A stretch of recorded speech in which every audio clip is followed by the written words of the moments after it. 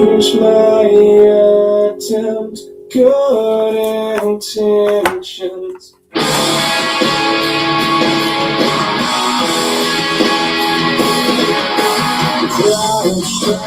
Over, you were not there, living in fear, but some were not really that scared. Obvious tears, but I will not hide you through this. I want you to help and breathe. Bleeding heart perched on my shirt. Honey gold sweat, quivering lips, ignore.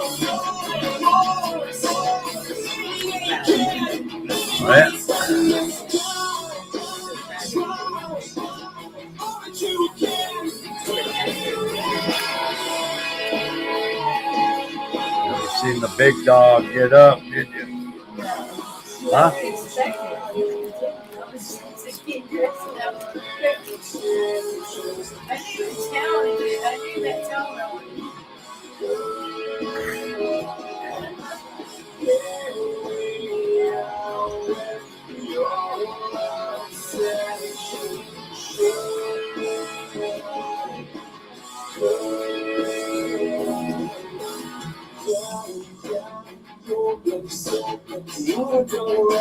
Let me waste this time. You try, all that you can, turning you red, but I will not fight you through this. I want you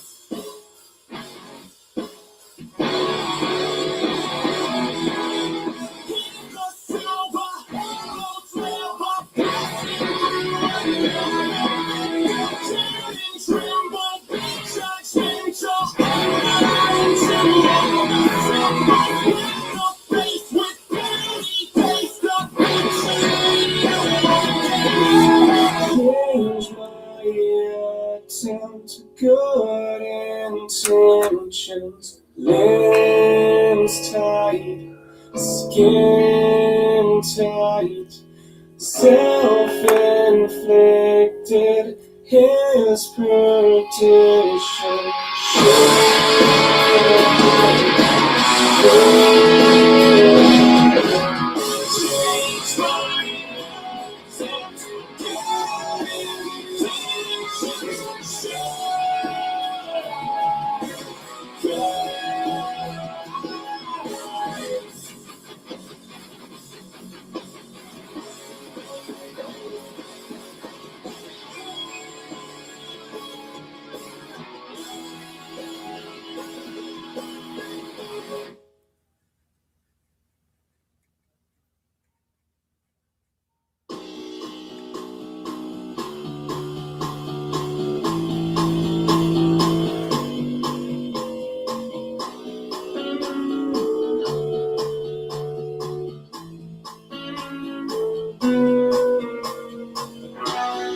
I got a candle and I've got a spoon. I live in a hallway with no doors and no rooms. And the windows here, they all were found. Touch of concrete within the doorway without a sound. Someone save me if you will, and take away all these pills and Jesus on me. If you care from the best for me in my wasteland.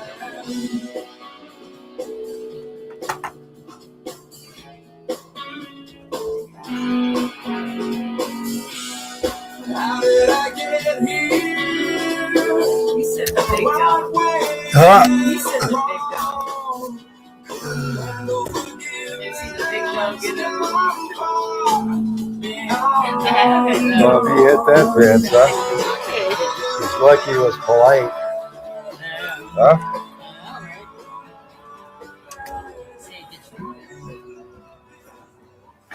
Leave that open, man. I'm trying to hear my tunes. Oh, yeah. You thought this was just my internet persona, right? Yeah? Why is it that you're scared of me and not them?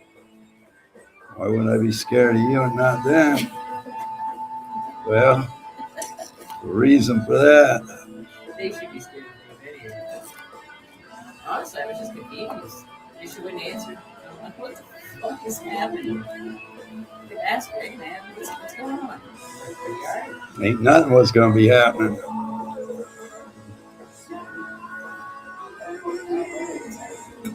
Ain't nothing happening now, right? Okay, good, huh? There's a reason why I married you. I'm just playing. You know, YouTube isn't the only place where you be kind to people and then they try to shit on you. Yes, Yeah. sir. It happens out here in the real world, too. I didn't even know it was happening. Homeboy, So random. I'm like, homeboy don't play, though. That's the only difference. yeah, that's just real random. Like, what the fuck is happening?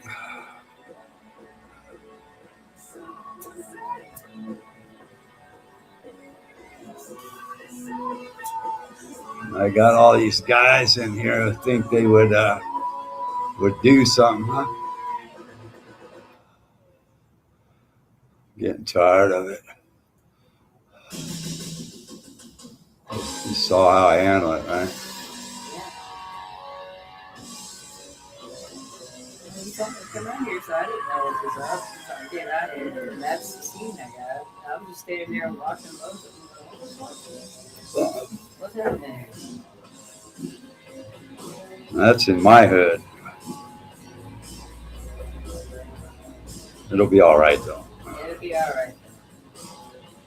I feel better. You feel better? I don't like to do that. Hey, you know, but sometimes you got to. But I got boundaries. You don't cross them. I don't give a fuck who you are. Who you think you are.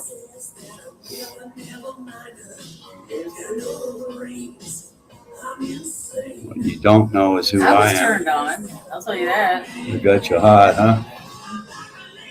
Okay, well, that's the thing that matters, right? Well, if you care about that sort of thing. I'm attracted to fire. Yeah, fire, you stay in your ground. A grounded source is the highest source. Instinctual groundedness. Natural. I'd like to see Dutchie roll up on me. She's all performance. He's all performance. It's just a performance with that guy. With you, it's natural. You really are that way. And I just saw it. So, I've never seen that side of you come out before, but that was pretty impressive. You see how I reacted to it. I lifted an eyebrow looking at you going, damn. You said, get your ass to the house. Yes, sir. Was that guy 30 years younger than me? He is exactly my age. Yeah. Didn't matter much, did it? We're on the same birth year. I told you it was weird. And then I don't know how he knew that. Huh? See what I'm saying? Like, I didn't know how he knew that. Yeah. That's why I thought about the number 87 project. All right, we're going back to. Don't say it. Don't say it. Yeah, I'll tell you I'm later. not gonna. I think we're under surveillance actually at this time. Look, it's picked up. Yeah, there's one up there right No, now. no, no. They keep watch. There's an alternating one that'll go above it. I found One's red and one's white and a little higher up. I found That's out called a relay. I found some really interesting shit. LiDAR radar. 3D See? mapping. Now, There's this really crazy shit going on now that I've discovered, or Alicia has discovered. Don't say anything. What about the L. Ron Hubbard guy? The Hubbards? Don't. You don't want me to talk about it? Well, it seems like we're No. related to it somehow. So we're being surveilled. Shut up, man. Shut up about it. It's making me nervous. I feel like that drone just paused. You see it over there? And they're shooting a movie in our Look, there town. goes the other ones alternating. They Yeah. do that. Watch, there'd be like two of them, but they're always together like a wingman. You'll see. Just keep walking. You're doing what they call LiDAR mapping. They're hiring here $200 a day They are. Look, man, in case you didn't to be on the set. That'd be a good job for you, Sebastian, to stand there in the movie and act look stupid. Yeah, $200 a day, dude. they really are. What are we looking for? Female talent? Oh, that's one of them. I was looking at the different roles. They got different ones. Look, I'll show you. It's creepy. One of them was a person that could cry on command. Could cry on command. Yeah, We did all, yesterday. all women What the actresses. fuck did we just get just now? Yeah, I just saw that. Okay, so I wasn't tripping. Look, they got all these people. They're hiring male talent, female talent, restaurant diner people, scientists, 3D face mapping. Maybe they want me. Maybe they want me to play the part of Sam Elliott in the movie. What do you think? Remember that big set? Yeah, I know. Look, here it is on Google. Golden Air Productions, project number 87. In-house film production for Church Johnson. International produced at their Gold And that's Beach the facility near San Antonio, California. And that's the year you were born in, for fuck's sake. That's what's really weird. Well, it's July 4th also. Yeah. Yeah, fucking Yeah, crazy. fuck it. Well, I wouldn't say it like that either. I didn't know what I was getting myself into here. I'm watching it.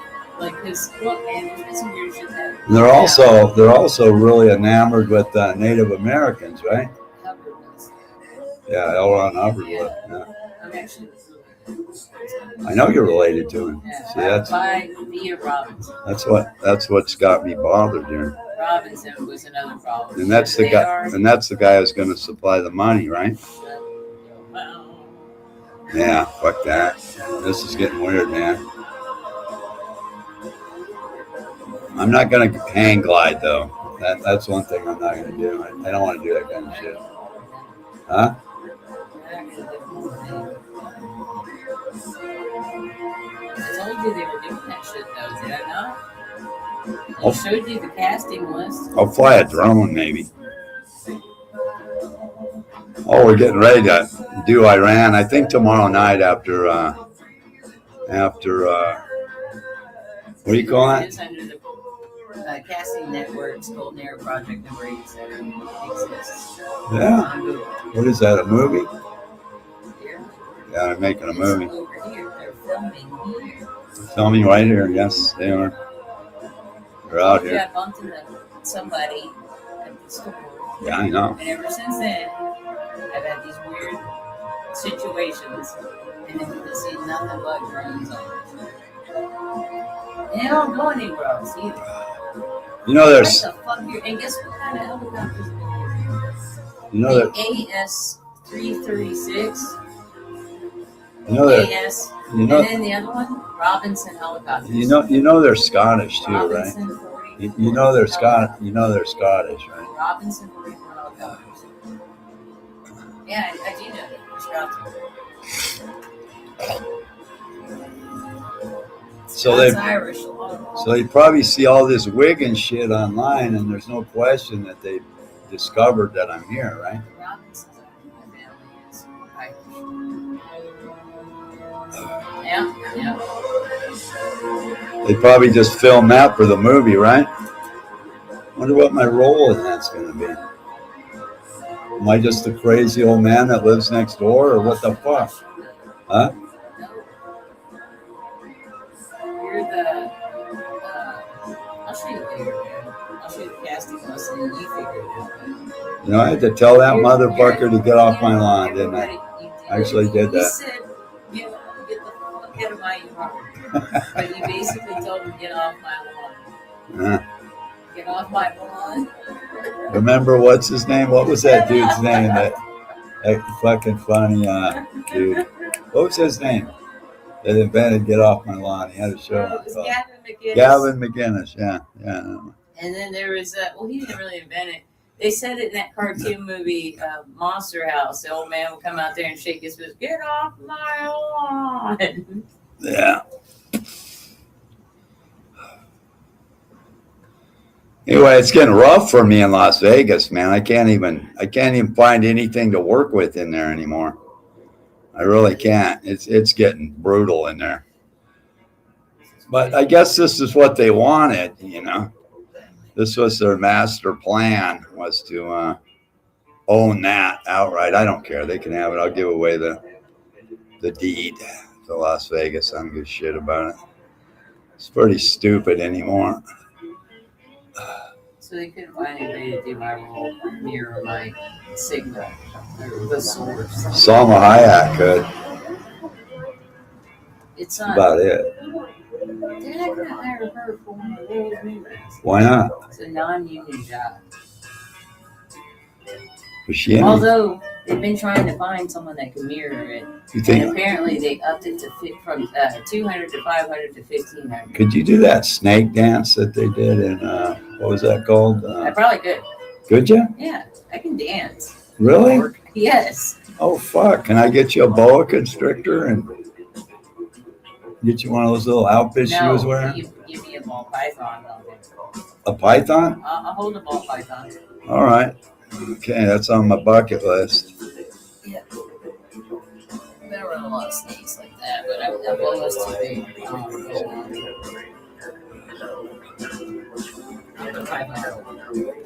All right, we're gonna do that. Some of those pythons are pretty big.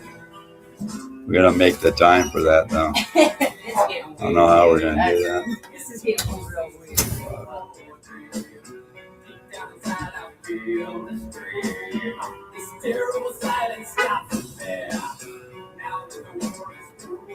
Now that the war is through with me.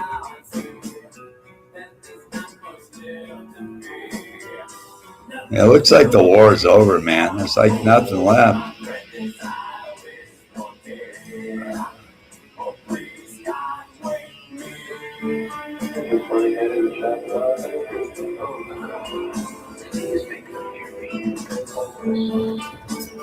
I'm not going to continue to do it. My stalkers are so meaningless to me at this point. I can't even explain it.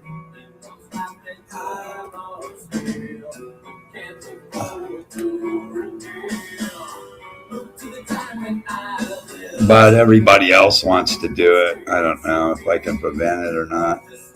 I'm not interested in it anymore. I'm tired of feeding that shit.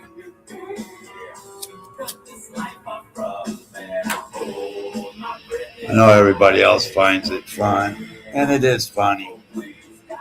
But for me, it's been a long, long time.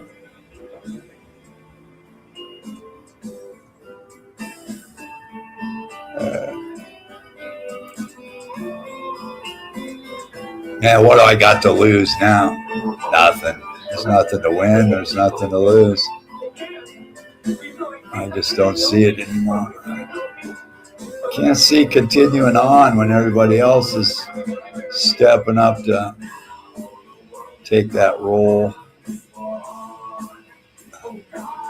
They should continue on, man. They don't need me to do it.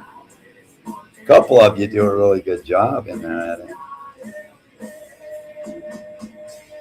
And then I got others who have backed off in here.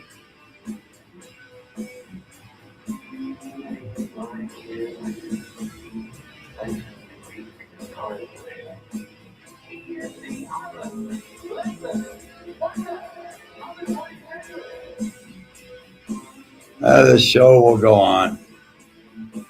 I'm not too concerned about it. Stupidity's never going to end.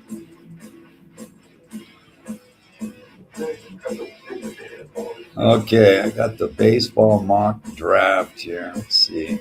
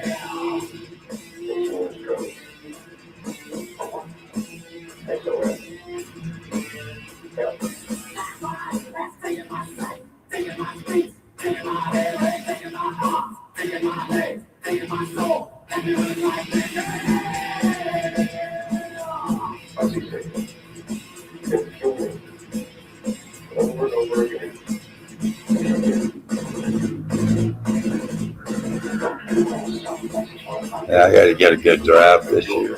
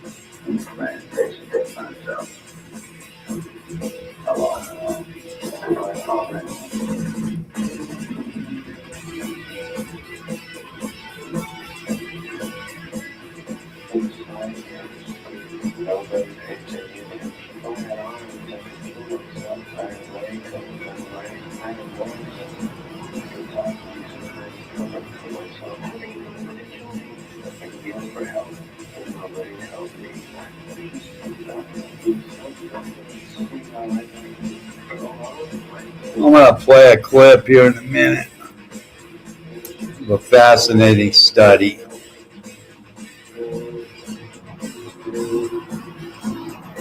On what causes cause and effect of beta males, by the way. Things you can't really talk about here on YouTube very much. I mean, you dive really deep into it. We're going to hear about what the prostitutes think of them.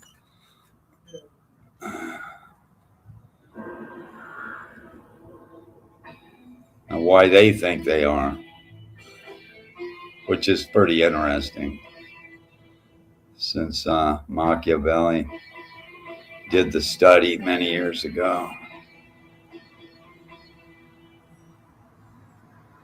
And right now I'm just surrounded by them. I think it's the thing that defeated me. It's not her. It's the massive amount of Sims. That's what it is. It's an absolute incredible amount of them. I feel sorry for these women.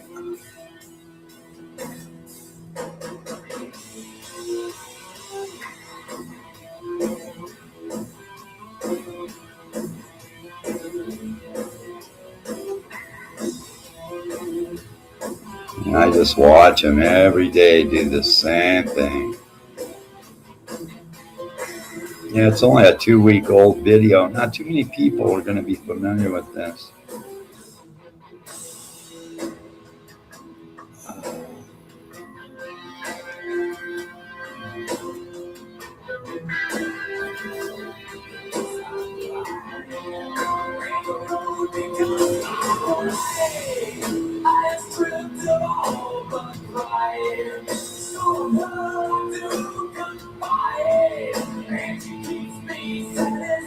got 34 views on this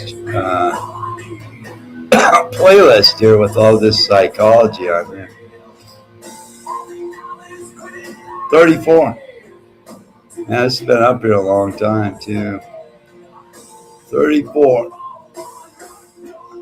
I got a psychology playlist up here. Nobody wants to know about that. Better just to simp and act stupid all day.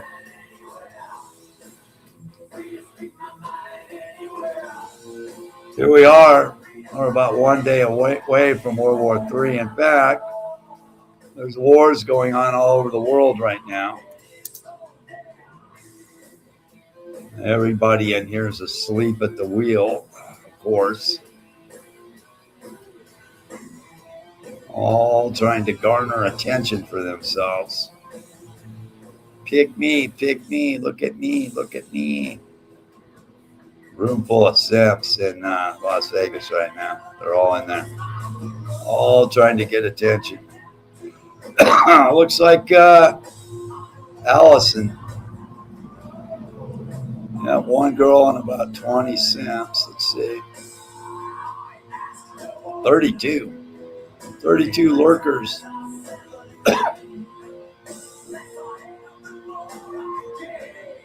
Just waiting for their opportunity to be discovered.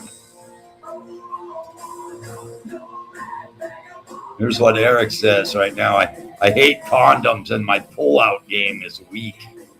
Yeah, that's what they put out here. Yeah, that's impressive, man. Yeah, I'm sure you're quite the player, dude.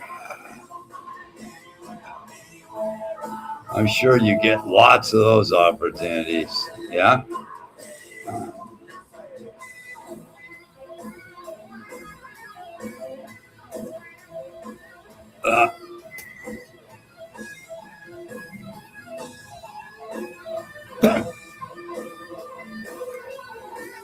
God, man, I remember back in the day, it was the women doing this stuff. Now it's all the men doing it. Feels weird. It's cringy as fuck.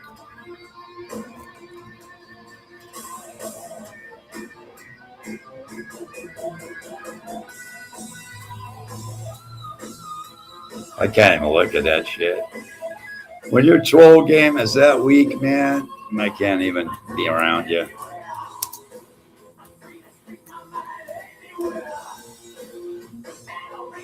Here it is, a Friday night, and all these major players are. I'm worried about Hayden, man.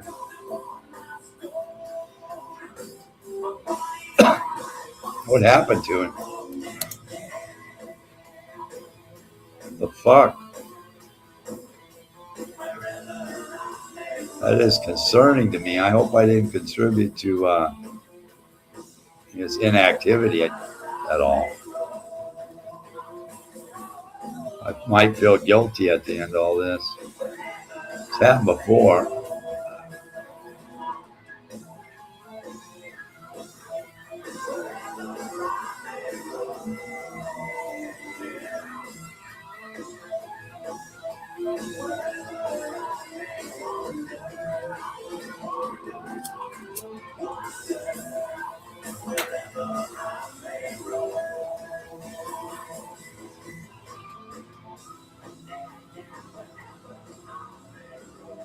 Yeah, they're just nasty, stupid trolls. Here's Edward Jam again. Allison, how many African American men have you been with? Eric is asking. No, you're asking, Edward. And the fact of the matter is, you're at least half black because you're from the jungles of Guyana. So you don't even know your own heritage, do you? No, you're not smart enough for that.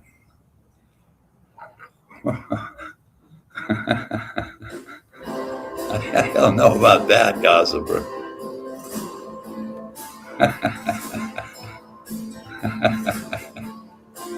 I don't think he's that good at this. He's not going after the simps. He's going after the women. Yeah. It's not the way I see it. That doesn't make any impact on Sims whatsoever. Just makes them more ferocious in their simping game.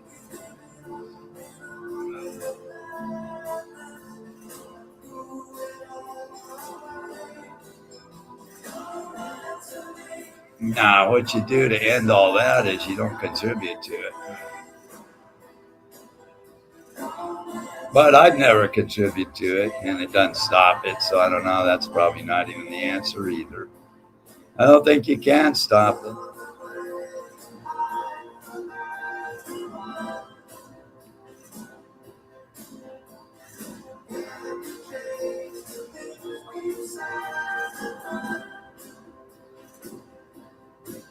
Yes, he's on Tessa.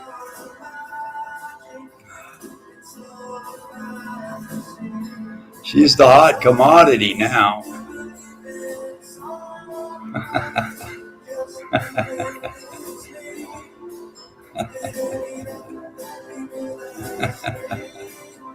I think she's going to be able to go back to Cringe-a-Fella after this. This got pretty embarrassing.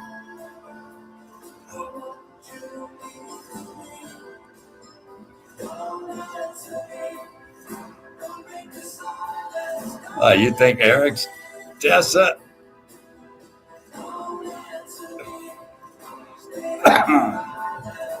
No, gossiper, I got other ideas.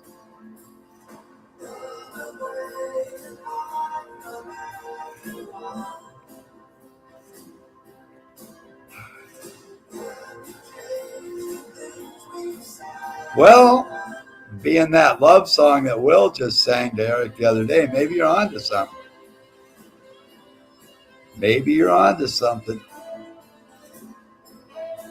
Okay, I'm going to put that on my list of possibles. I guess it could be.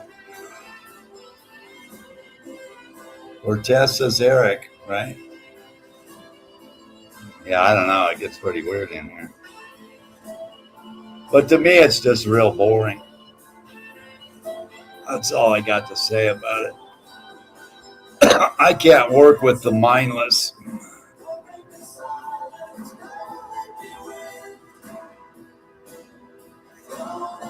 One of the things about Eric is he came in here fairly not too long ago, but he seems to know a lot of history here. An awful lot of the history here. So that's a dead giveaway to me that Eric's not a real person, really. I mean, he's a real dude. There's no doubt about it. But what's he been up to for the last several years?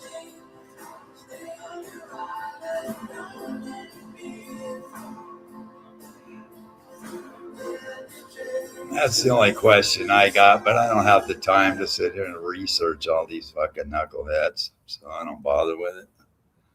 I just take my best guess. Some of them are pretty good at changing their vocabulary, though. I could, but I'm not that dedicated to tricking people. Well, my bag here.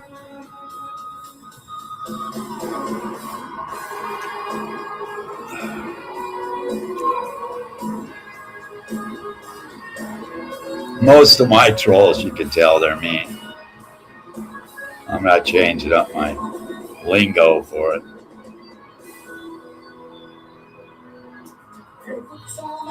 I never heard him say he works at the immigration. I don't believe that. I don't believe he works at all, to be honest. I mean, I'd like to see him prove he has a job. I don't think he could. Not that you should give it up, but when you're in here all day and all night every day, then it's pretty good odds you don't have a job.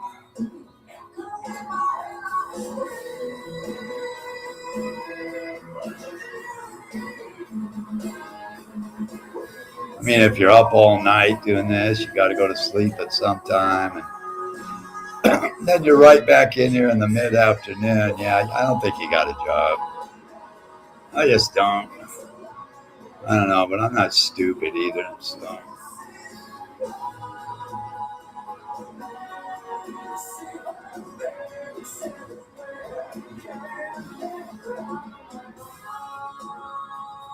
Well, I worked for a lot of years, so I kind of know what having a job is like. And basically, you're going to be focused on that rather than this when you're working. Plus, you get really tired. You're not going to be in here. You got to eat. You got to take a shower. You got to do your laundry. You clean up your house a little bit. You got to mow your yard. You got a lot of shit you got to do when you're working. You got to fix your cars. You can't be in here all day when you got a job. There's just no fucking way.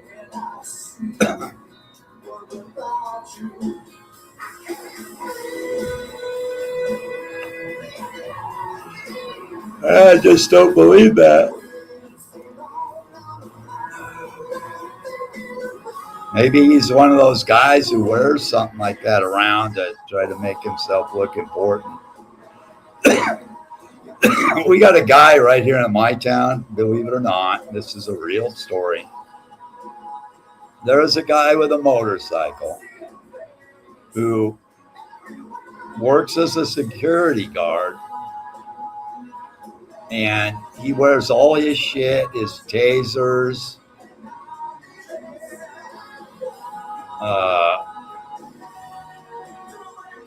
mace, his utility belt, all this shit. And he looks like a cop. And he's got some lights and shit on his bike. And it's all legal. The cops pull him over and fucking bust him all the time or write him tickets. But he always gets out of it in court. And this asshole does this shit. He has got busted by pulling over cars before. Those were serious offenses that he does. But he wears something called traffic management, all right? He works in security in that line, like at big events and stuff, right? So he gets away with it, but he looks like a cop to regular people, but he does it. You know, he's like a fucking mall cop. He's just a weirdo, man, that goes out there that has nothing to do with policing. But he likes to ride around on his motorcycle and look like he matters, you know? It's one of those fucking weird ass fucks. You know, so you never know, man. You just never know about these idiots in YouTube, what they're all about.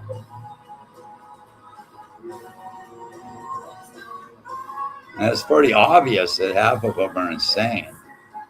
I mean, that should occur to just about anybody by now. There are some people in there who are absolutely nuts.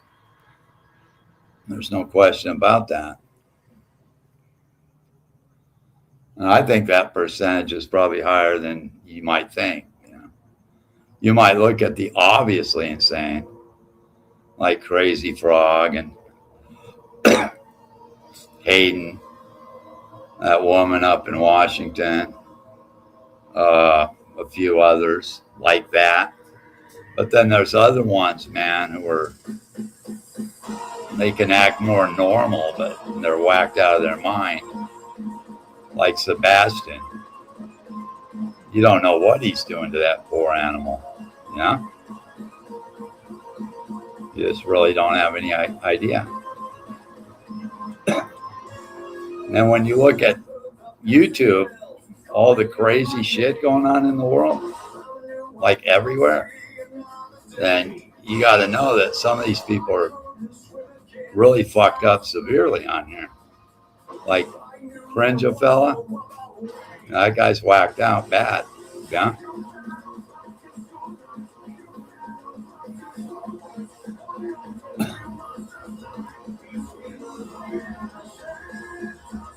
Shannon? You don't think Shannon's insane? Yeah. There's a bunch of them are. All kinds of these people have serious mental issues. They don't think they do. Of course not.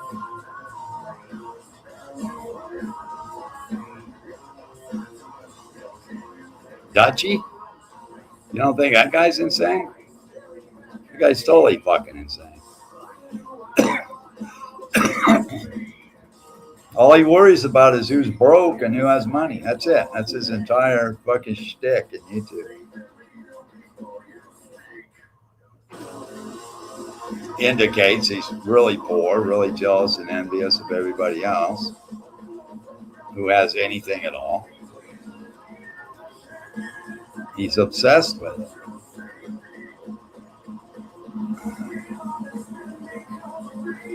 It's the only thing he's ever talked about in the last 7 years, as far as I know.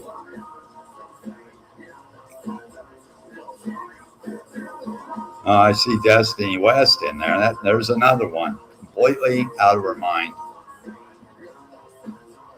Edward Jam, completely out of his mind.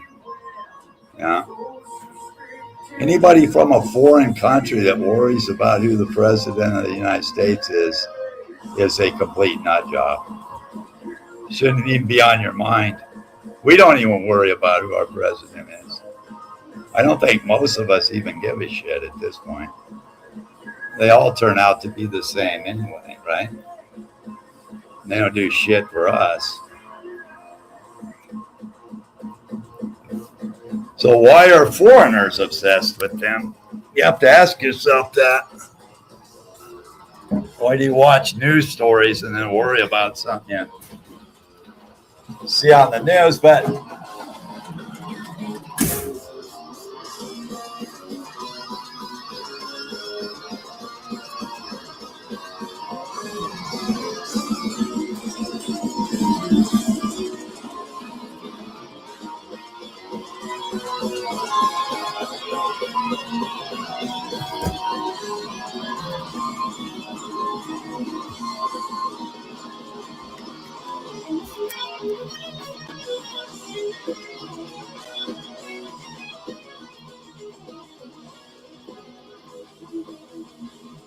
But nobody seems concerned with this massive war on the horizon. A world war. Very possibly. It's going to be a major event in your lifetimes. I've lived through a few of them.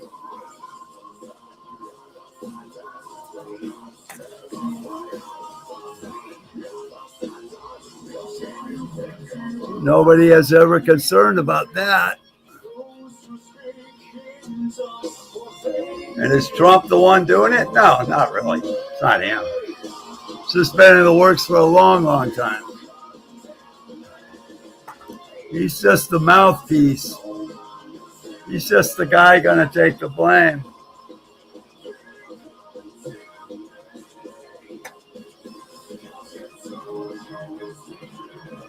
And get paid billions of dollars for doing it. It's the way it's going to work. It's the way it always works.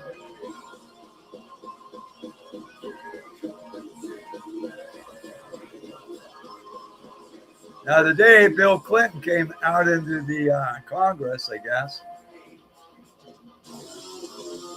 under oath, and pretty much exonerated Trump with Epstein. Well, you didn't think anything else would happen, did you?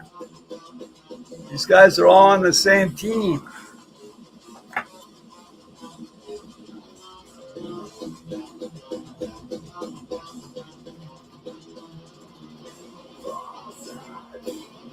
So that's probably pretty much going to put an end to it.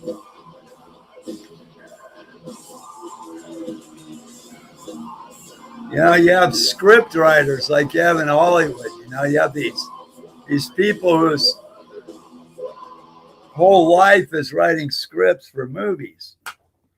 And those script writers now work for the government. That's why Hollywood movies suck so bad. But the government drama is excellent now, isn't it? Wouldn't you say? That's like watching a big soap opera, is it not? Huh? I think it is. That's why it's so good now. And every other day they got a new script to throw in there for you to keep you distracted from everything else going on.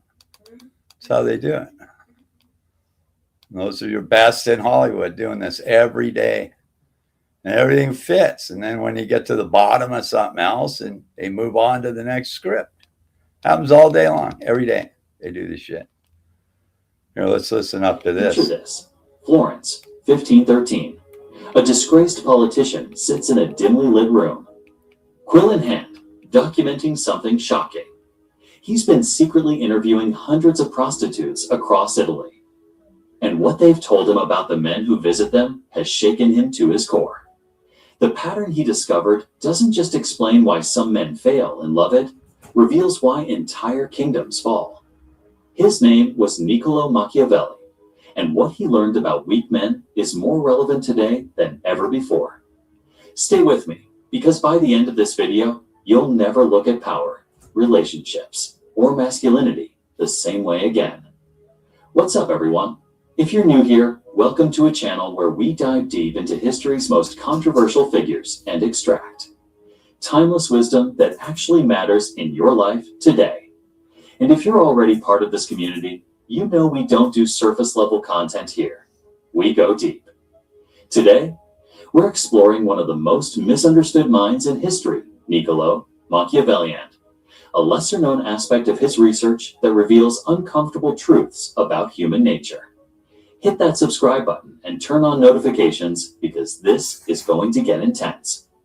The man behind the mystery, before we get into what Machiavelli discovered, you need to understand who this man actually was. Niccolo Machiavelli wasn't some armchair philosopher theorizing about life from a comfortable distance.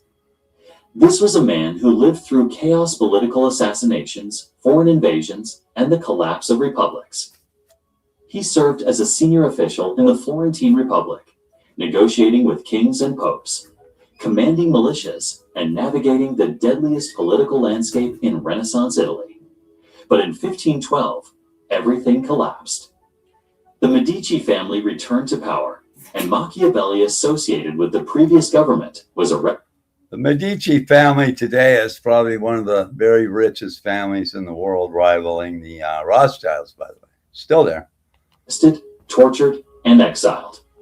Imagine going from the halls of power to a small farm outside Florence, watching everything you built crumble. Most men would have broken.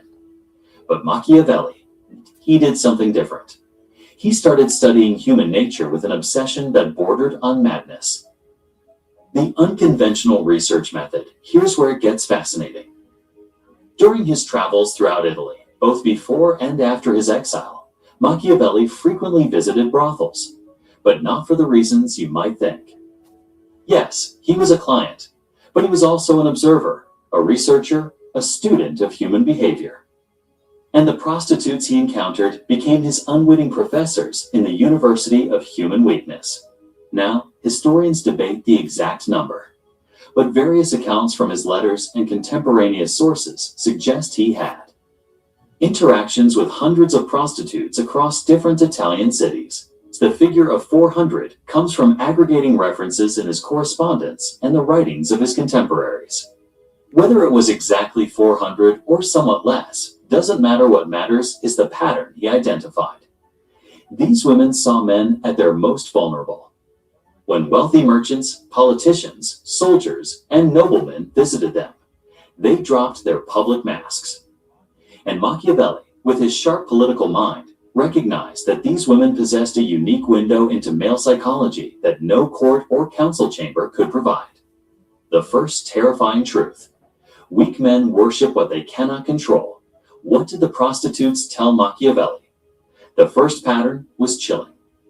The weakest men, the ones most pathetic, most desperate, most willing to debase themselves, were invariably the ones who pedestalized women. Not respected them, mind you, pedestalized them, put them on an untouchable throne, and then groveled beneath it.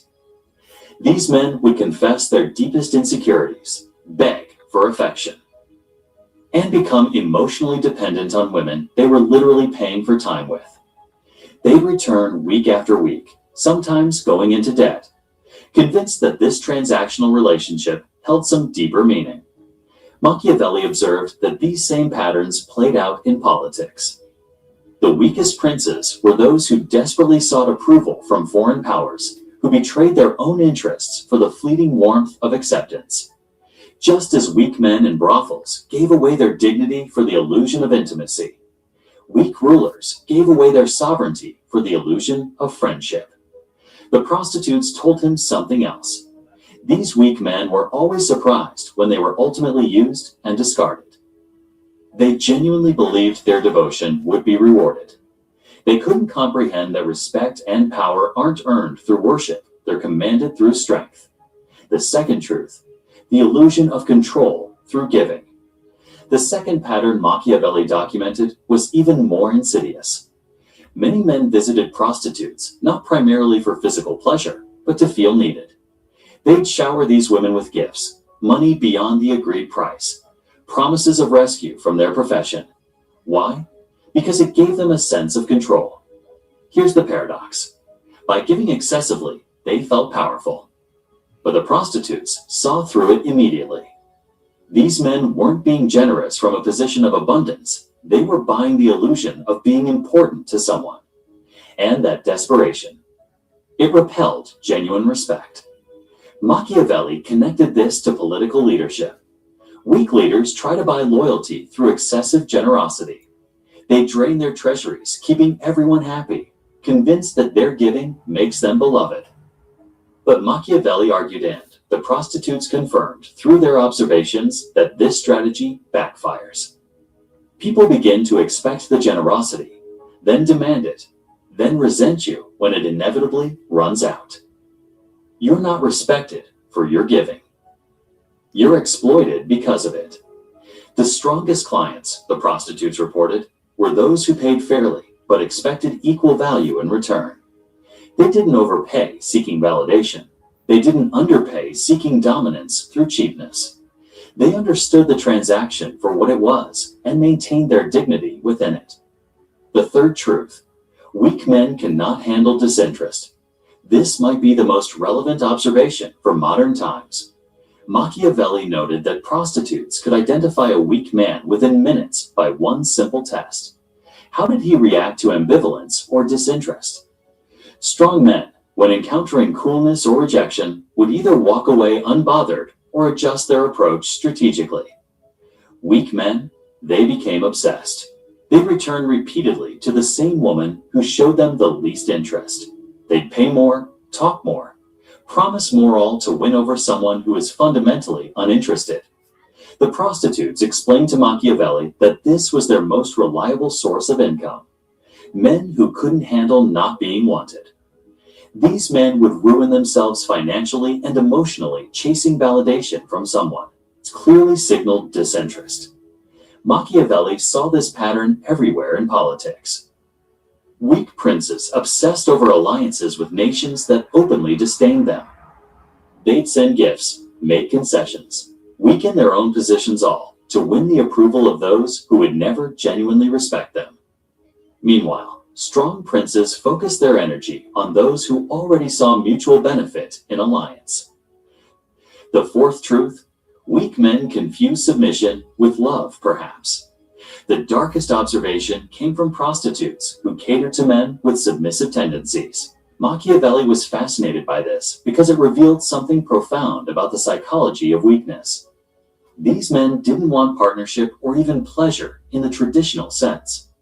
They wanted to be dominated, to surrender decision-making, to be released from the burden of their own agency. And they convinced themselves this surrender was a form of devotion, even love. But here's what disturbed Machiavelli. These same men, in their public lives, often wielded authority over others. They were merchants who exploited workers, minor nobles who tyrannized peasants, officials who abused their positions. Their private submission wasn't humility, was an escape from the guilt and anxiety of their public cruelty.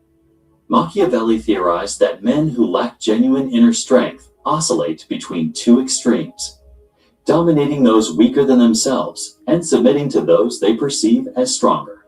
They never find the balance of self-possessed strength that allows for both leadership and partnership without psychological extremes. The prostitutes confirmed this. The clients who were most cruel or most submissive were often the same men at different times, depending on the power dynamic. True strength, Machiavelli concluded, is consistent. It doesn't require domination to feel powerful, nor submission to feel relieved of power's burden. The fifth truth: weak men cannot separate fantasy from reality. The final pattern might explain our modern world better than anything else. Machiavelli observed that the weakest clients were those who couldn't maintain the boundary between the theater of the brothel and reality. Prostitutes would perform whatever role the client paid for the young, innocent, the dominant matriarch, the passionate lover. It was theater. The strongest clients understood and appreciated this performance for what it was.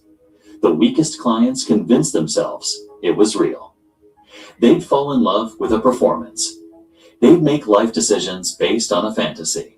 They'd neglect their actual families, businesses, and responsibilities for a relationship that existed only in their imagination. And when reality inevitably intruded, when the prostitute took other clients, or laughed about them with colleagues, or simply failed to maintain the illusion during an off moment, these men would be devastated, sometimes violently so. Machiavelli saw this same pattern destroy political leaders.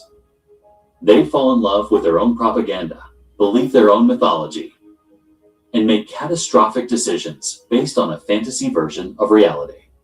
A prince who believes his own legend becomes reckless. A prince who knows his legend is a useful tool remains strategic.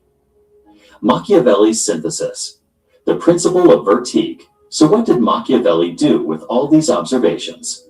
He synthesized them into his concept of vertigue, often mistranslated as virtue, but actually meaning something closer to strength of character, effective power, or excellence. True virtue, Machiavelli argued, requires several things that directly counter the weaknesses he observed. First, self-possession.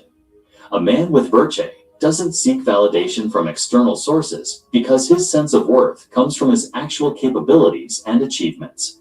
He doesn't need to be worshipped, and he doesn't worship others. Second, proportional reciprocity.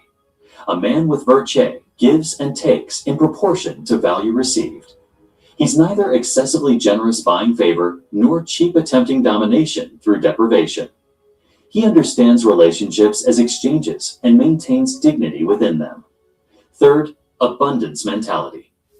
A man with vertigue doesn't become obsessed with those who reject him because he recognizes that focusing energy on disinterest is strategically foolish. He invests where investment yields returns. Fourth, integrated personality. A man with vertigue doesn't oscillate between extremes of dominance and submission.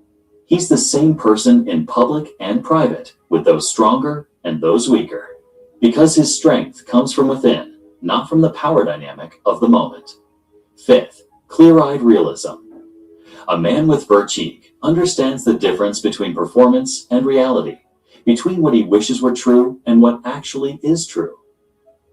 He may use theater as a tool, but he never becomes its victim. Why this matters today more than ever now? You might be thinking, this is interesting history, but what does it have to do with me? Everything. Absolutely everything. We live in an era of weak men masquerading as strong ones.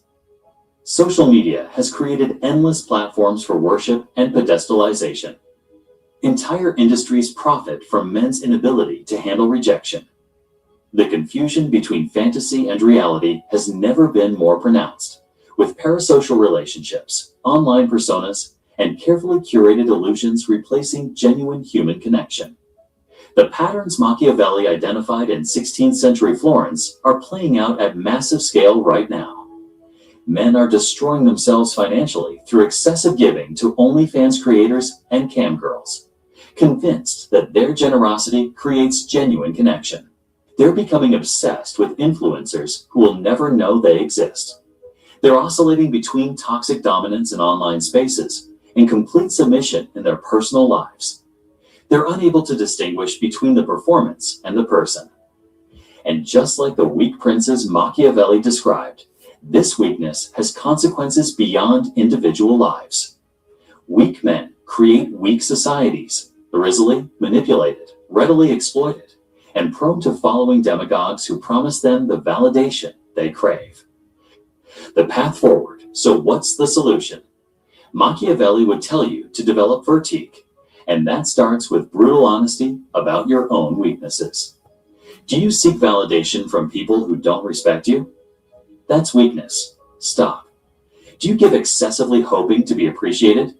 That's weakness. Give proportionally or not at all. Do you become obsessed with those who show you disinterest? That's weakness. Redirect your energy. Do you oscillate between dominating and being dominated? That's weakness. Find your center. Do you confuse fantasy with reality? That's weakness. See things as they are. Strength isn't about domination. It's not about suppressing emotion or treating people as objects. True strength, the kind Machiavelli spent his life studying, is about self-possession, strategic thinking, and unflinching realism about human nature, including your own. The prostitutes of Renaissance Italy taught Machiavelli what weak men look like at their most vulnerable. They showed him the patterns of failure in their most concentrated form. And he used those observations to develop a philosophy of power that has survived for 5 centuries because it's rooted in uncomfortable truths about human psychology.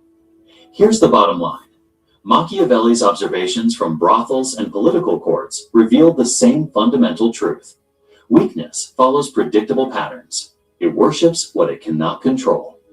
It tries to buy what must be commanded. It obsesses over rejection. It oscillates between extremes. And it cannot distinguish between performance and reality.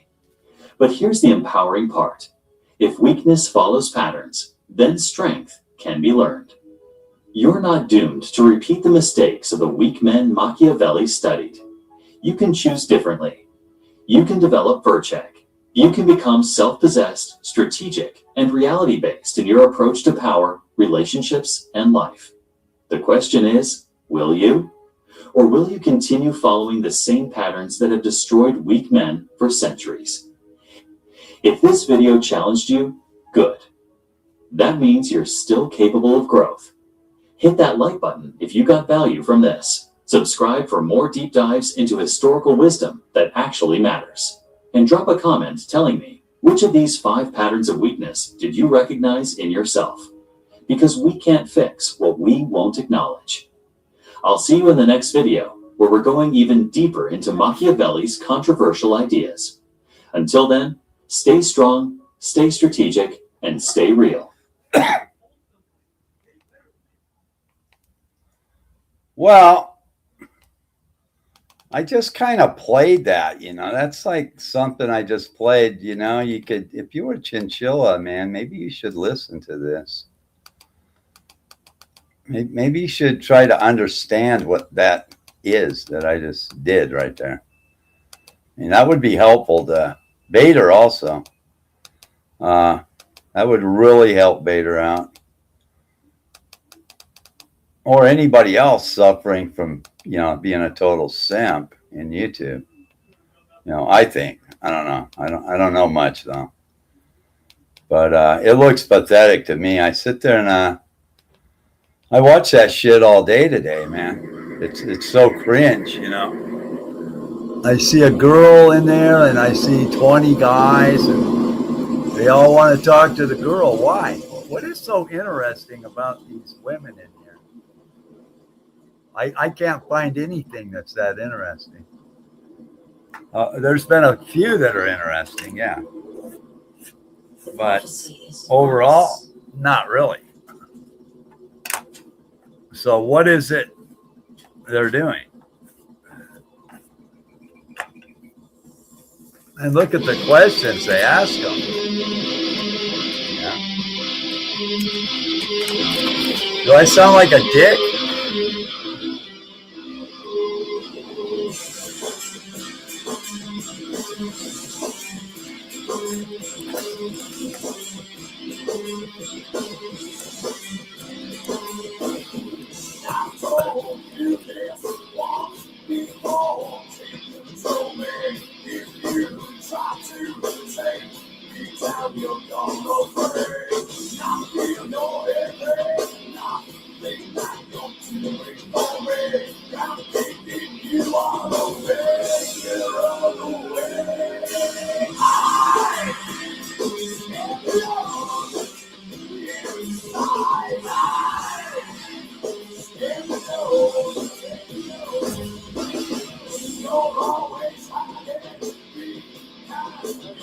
What's up, Judy? Love you too, baby.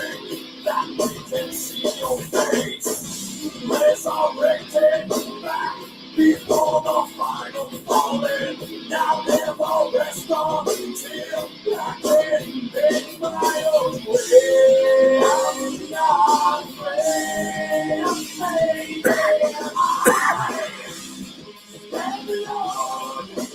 You let your sleep down inside me. I'm not dying for it. I stand alone.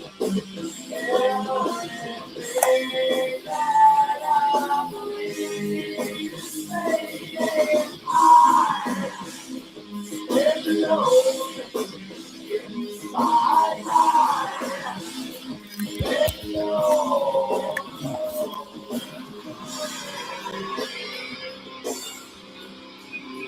Now it's my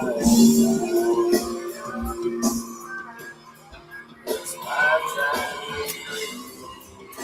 Well, I blocked Kringelfeld for life.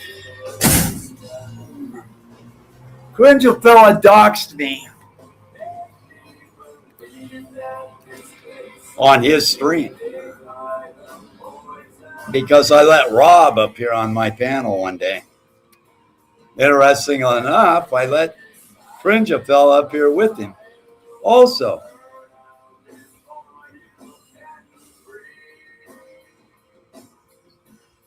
To debate their personal matter.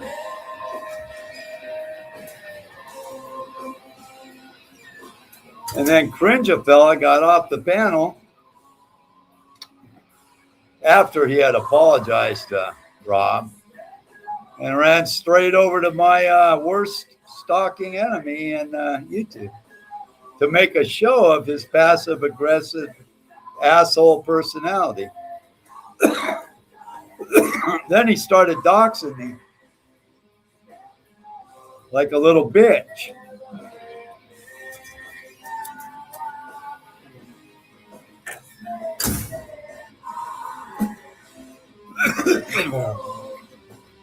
So he got a lifetime ban and a lifetime block. And I don't give a fuck about that retard.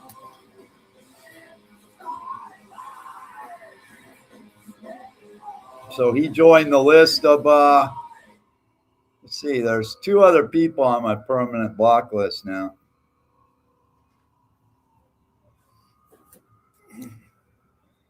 Billy's one of them, and you can guess who the other one is.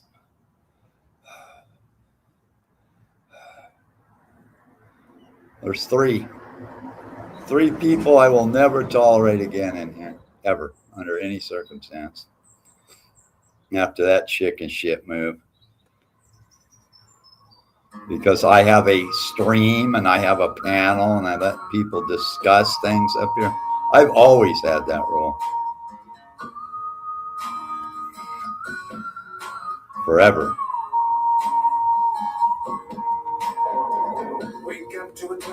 Somebody's got a beef with somebody. I'll let them air it. It's not something I do every day, but it's something I do allow on occasion. And I don't see anything wrong with that when these other chicken shit cowardly streamers won't let you up to debate it. I'm not a bitch. I'm not a coward.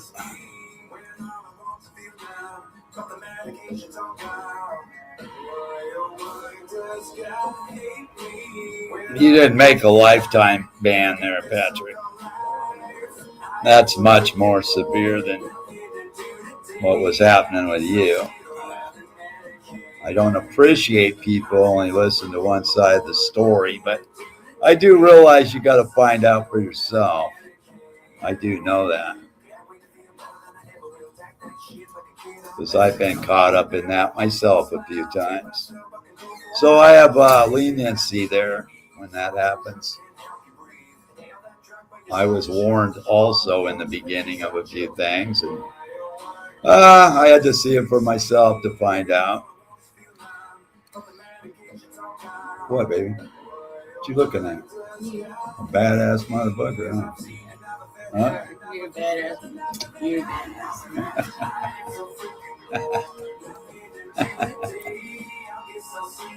So I picked you. You thought I was just Jarl Wiggin, didn't you? No, I thought you were like that at first, and then after a while, being here, I was like, oh, it's just a keyboard. And then I saw that, and I'm like, oh, there it is. So I was wondering, where's the warrior been? Really never Well, seen that I at generally don't have anybody fuck with me in real life. I'm just saying. I didn't see that coming, and I was highly impressed. Like you say, when you're out in the world by yourself, See, when you command and control, did you see me put up a fighting issue? no, you can't. Obey. No, it's when you're dominant like that, I think obey that. You Yeah. have a good leadership quality. I told you, like, why, you're out there in the world and You're the people. one that introduces these fools. I already told you they were Be- shady. I did tell Okay, you. I I told you they were shady. like you told me, like So when they're ghetto. you told me, like when you're out there, people give you some kind of problems and some shit like that, or they Some kind of confront shit. you. Yeah, it's weird. But when you're with me, that never happens, right? No. Nah. Yeah. Well, it's like they're testing me, like old baby. Ain't nobody gonna do that to me. I don't get much of a reaction. I stay my ground. I'm not no pussy.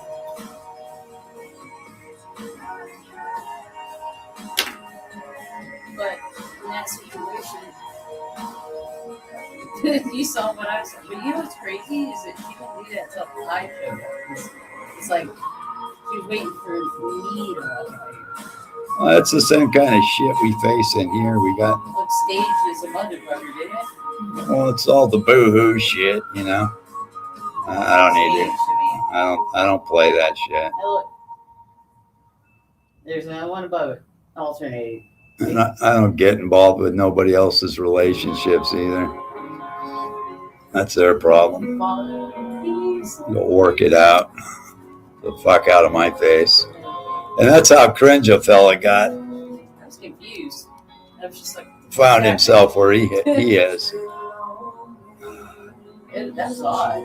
It was a really odd occurrence. Because I didn't ask for any of that. Me neither. I was just trying to be nice. Seemed like a couple of fuck-ups, so. And neither did Rob.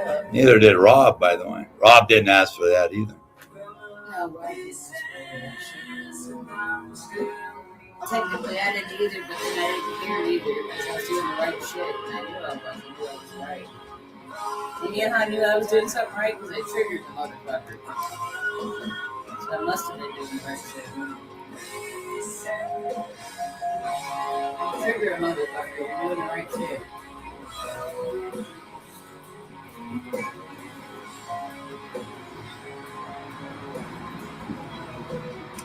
No, I'm talking about people who are rude and shit like that, Patrick. I don't think whistling at a girl's rude. No, it's a compliment. Women, only dumbass women would make a problem with that, like a feminist would do. Like I'm talking about That's harassment. I'm talking about some drunk guy that gets up next to her in line and says something stupid, shit like that. No, I just think they want to do it around you. They're not gonna do it around me. Fuck no.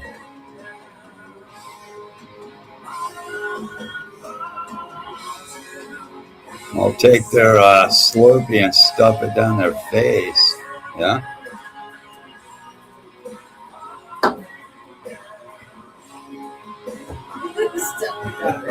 Yeah, I would. You're slurping. Slurping that slurpee from the floor if you don't get the stepping.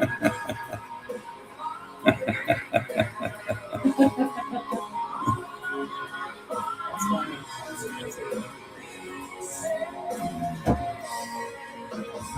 Like I just took ownership of it. Hey, what happened to Billy, Patrick? Any ideas? Did he make it or?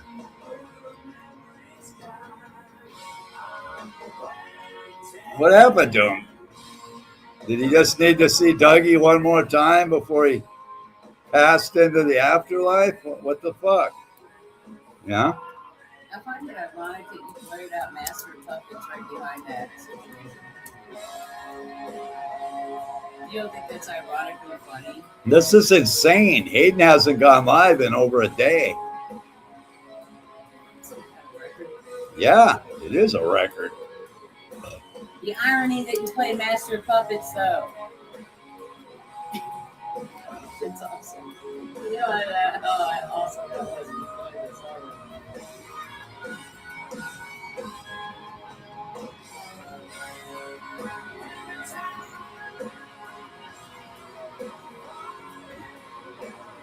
I don't know. He seemed to have a pretty good night. He lit up like a Christmas tree when Dougie came up. He was happy as he could possibly be. Yeah. He got some attention from Dougie, which he's been craving for, about 2 months? And all of a sudden, and the temperatures weren't real bad there. It was 48 degrees with a low of 32. That's like summertime there. So I don't think that's the problem. I think even if Mr. Buddy had a breakdown, he probably could have survived it with a couple blankets, right? But I don't know, man. Somebody ought to do a welfare check there and find out if he's okay. What the fuck? What happened? His food stamps are still active. Oh, you mean the other kind of welfare?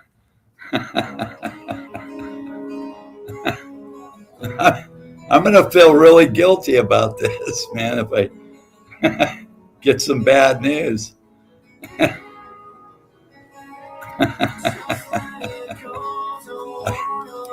I didn't mean for this to happen to him. But, really he asked for it. He begs for it.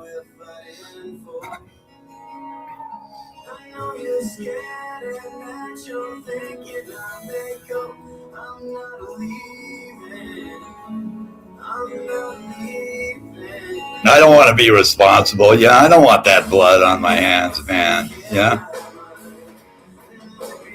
But I can't say I'm going to miss him. I'm not going to say that either. I will not miss that guy.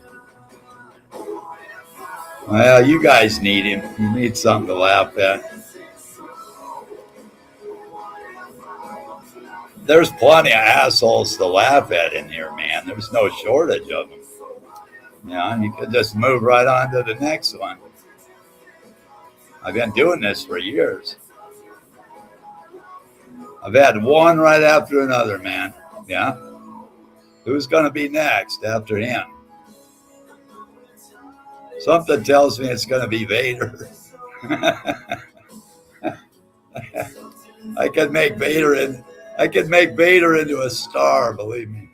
Yeah.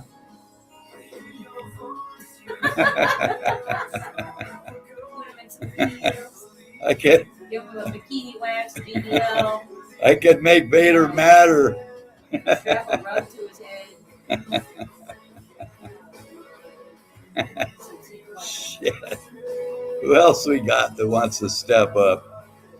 Yeah. I think Vader's number one next on the list. I'm fucking serious too.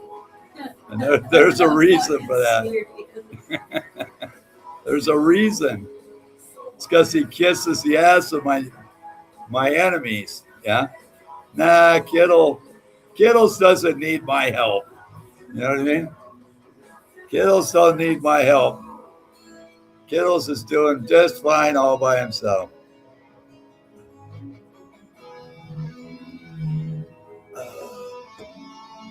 Kittles is assing out completely without any help from me. You know?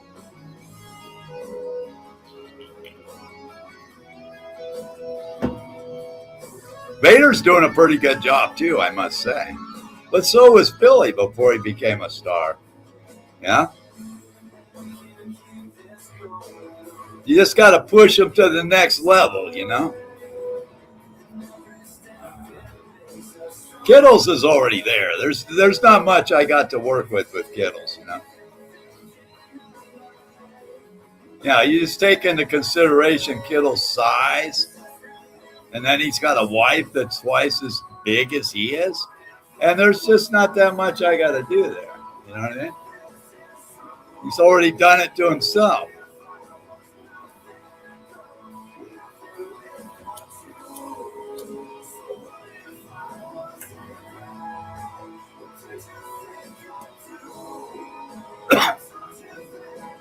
Fuck, who I asked out in here, man?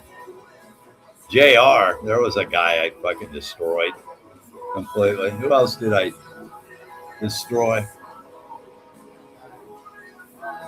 Mark LaFleur, I destroyed that guy. Gotti, yeah, pretty much have. I pretty much destroyed Gotti. And I did that by accident, man. I didn't really mean to do it. Yeah. Oh, JT, yeah. I destroyed JT. Fucking totally destroyed him. Well, I made a good pride of building. That shit was pretty good. Story.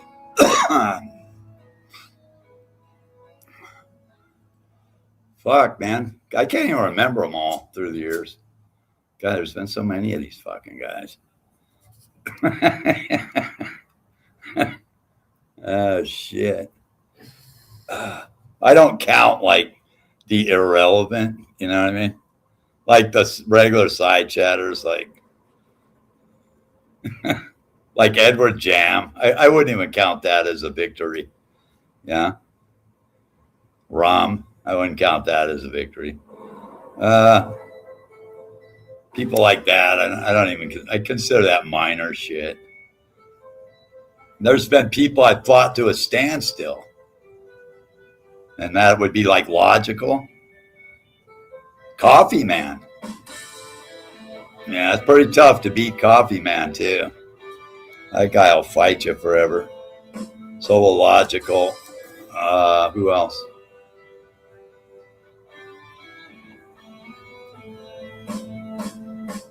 Well, I pretty much destroyed Dutchie. But I got to admit, he keeps on fighting. Yeah. But yeah, I destroyed him years ago. He's a shell of a human now. He's not even that. He tried to fight me at the behest of Shannon years ago. Yeah, he got destroyed on my panel a few times. Oh, he was in love with her, man. That guy was long gone. Long gone on Shannon. Back in the day. I'm not going to count Will. Will fought me to a standoff too, by the way. Just made my drink yours over there. Is that what we're doing? No, I'm just saying the sip, sweetie. Yeah. Go ahead. You take a read on it. You earned it. It's a rock star. You earned it. A rock star for the rock star. Ironically punched. So I've had a few guys fight me even for, but they were good fights though. They went on for years. I fought Coffee Man about 2.5 years, man. Logical, I fought him for about a year.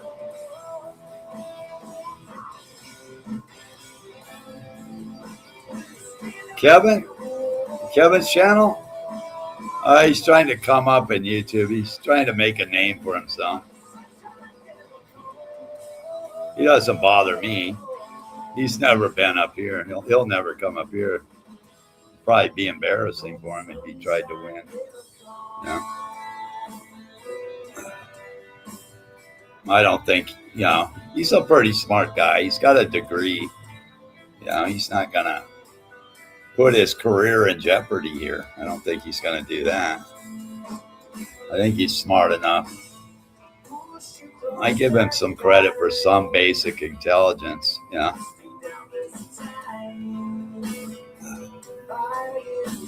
Like Crazy Frog. Yeah, I've destroyed that guy too, man. You can tell, can't you? Yeah, he's on the list. It's a fucking nut job. Chinchilla. Yeah, he wants to play. We'll find out. I don't want to destroy him, but if he wants to get destroyed, I can do that for him. He's not anything I'd be concerned with. And if he delivers me some pizzas and shit, that's fine. I could use some.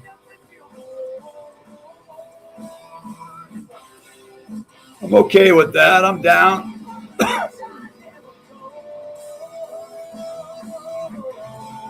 Oh, Whippy Poo. Now there's an idiot. I've destroyed that guy a million times. Yeah, Whippy Poo. He's a total moron. I've been destroying him for years. He's all butthurt. Every time he sees me now, he starts crying. That's how you could tell if you want to know history. And you just watch for who starts crying at who all the time.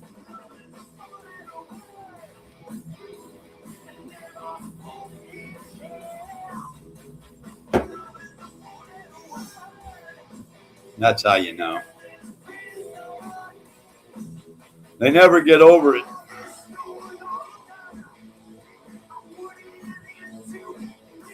Well, I just saw a comment. YouTube has gone over the top with their rules. Yes, they have. It's getting very difficult to conduct combat in side chat, which is making me feel like I need to go live more often, although I really don't want to. But sometimes it pisses me off so bad I want to go live. But sometimes I can't.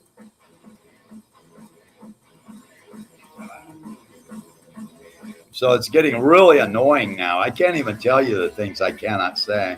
I can't say Christ anymore. Do you realize that? Isn't that right, Alicia? I tried to say Christ. It's banned me from saying that word. There's a couple words you can't say. You can't talk about Iran either. You can't say. I can't say Iran. I can't say Persia. While they're leading up to all this shit, this war that's coming, they're banning all religious or words having to do with the countries involved that they consider the enemy. There's some real weird shit going on here, man. We're not going to be able to discuss these matters when it starts. That's what they're setting up. That's what they're doing with all these algorithms. I'm noticing words that have to do with that subject matter, like what's actually going on right now.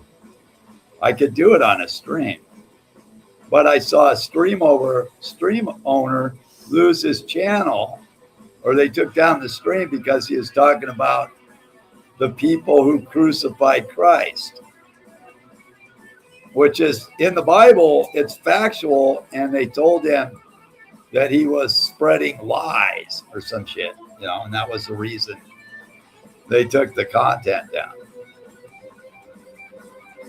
So you can't report the truth anymore. That's how it's getting.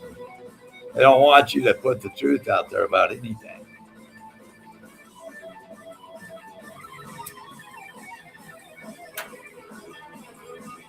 Now, I'm not a big time streamer. I'm just a real small little speck of plankton in the sea. You know what I mean?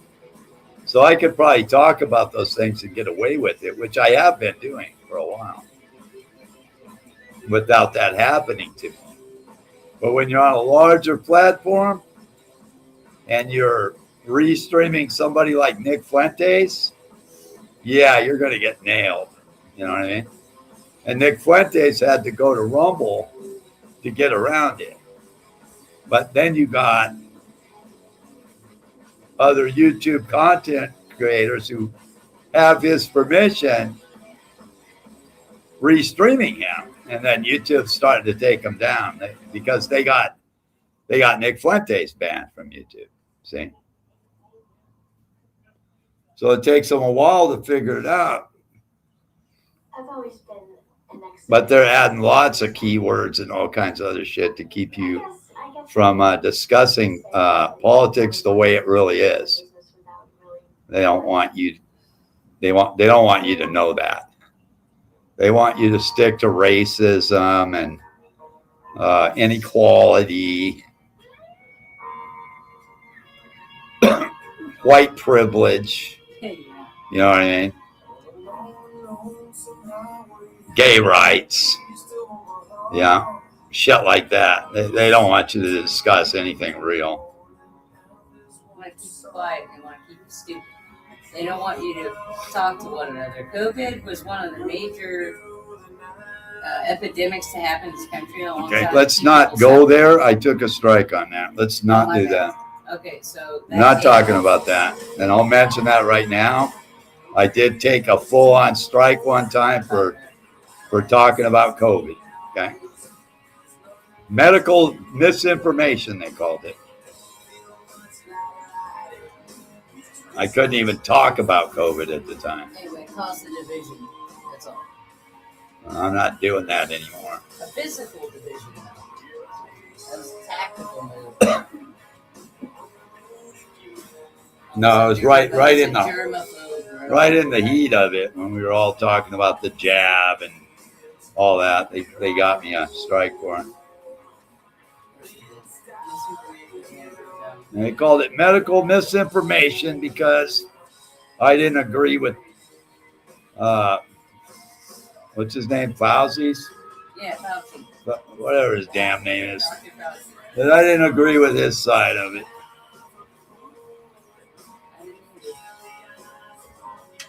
Big pharma. But I know everything's to make money and it's all a scam. That's all it is. Am I the only genius on this planet? I don't think so. No, Yeah. we both did the same thing. You and I both. Everything these fuckers do is to make money. I mean, is that a big secret that War We got- profiteering. Is that a big secret? we got to keep from people to know? I mean, it's fucking obvious. It's right in your face. Yeah. Here's what's funny. The cheapest meat you can buy is chicken, all right? It is. Right? But chicken eggs are all of a sudden astronomically high. Why? Went down a little bit still. Why? Yeah, they've gone down a little bit. $4 for 12. It's kind of ridiculous. It used to be $1.98 just a couple of years ago. Seems to me we're not having a hard time raising chickens, are we? No. So what's the problem with getting chicken eggs out of them? We got a lack of roosters? Is that the problem? No, you got to pay for organic stamps now. If you're going to sell them as organic, you have to actually pay for the licensing for them to be organic. And they got taxes on that, so farmers are struggling. Couldn't make any money. Look, man, I'm already bionically, what do you call it, immune to every goddamn chemical they could possibly put into my body. You know, I've been here a long time Like a cockroach. and I'm still going. Yeah, I'm like a cockroach now, man. I will survive a nuclear holocaust 2 miles away. Okay. No problem. Still needs Yeah. water, though, but you can go without food. I might not have any skin left after that's over. Yeah. I bet you will. But I'll be fine. Yeah.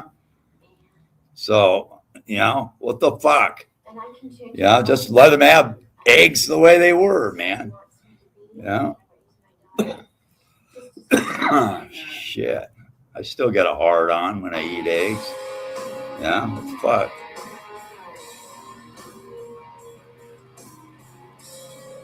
What? We keep you healthy, man. Yeah, you gotta eat some Good eggs. for you.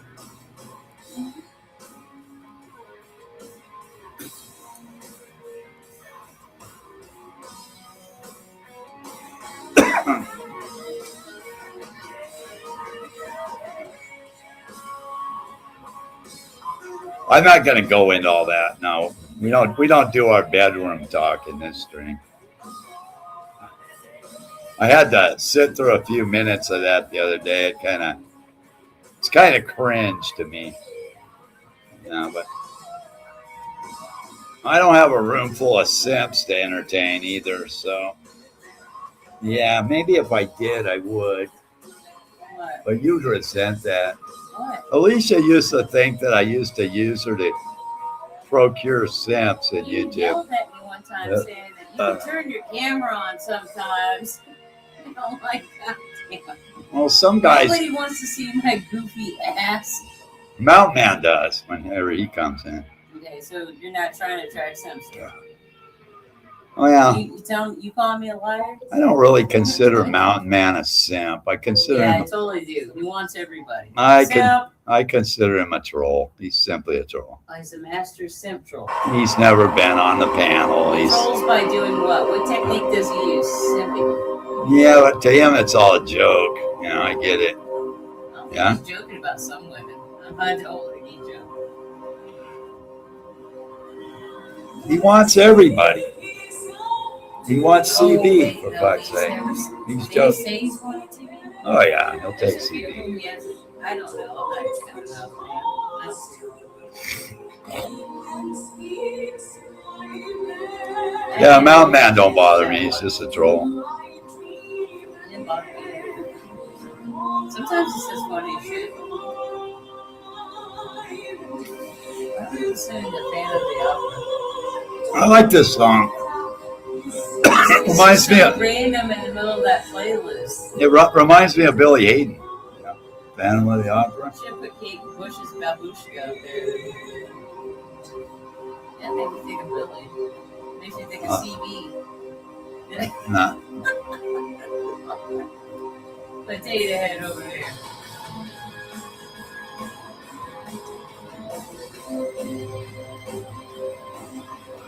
She is one green top hat and look like Mrs. Potato Head.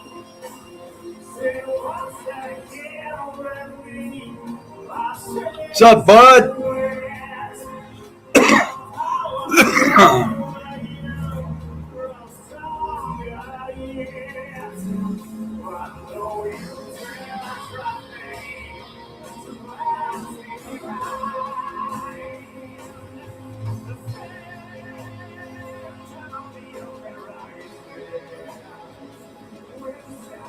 Ooh, Crazy Frog comes to mind too. It's this song. Crazy Frog in this song? The Phantom of the Opera is there. He's always lingering in the shadows. You never see him in the name of Christ. He's a weirdo. And he just misspellings. It bugs the shit out of me. It's a great troll because I'm OCD about that shit. And I'm just like, oh, spell it right, you dumb fuck. Like, it gets on my nerves. It's crazy if he emails you, though, he doesn't do that. He talks normal. He does, huh? He types normal, yeah. He spells everything correctly. Nothing wrong with his typing. Yeah, So- broken English. So are you saying he's sane? No. He got obsessed with you, He gets obsessed with everybody. It's Jason, too. We all felt sorry for him, and he just took it the wrong motherfucking way. And that's why he can't be nice to a lot of dudes. But they're always going to think, oh, she likes me. She digs me, dude. Like Vader. She's into me, dude. Will, we need a good Vader impression. She likes me, dude. She's into me, dude.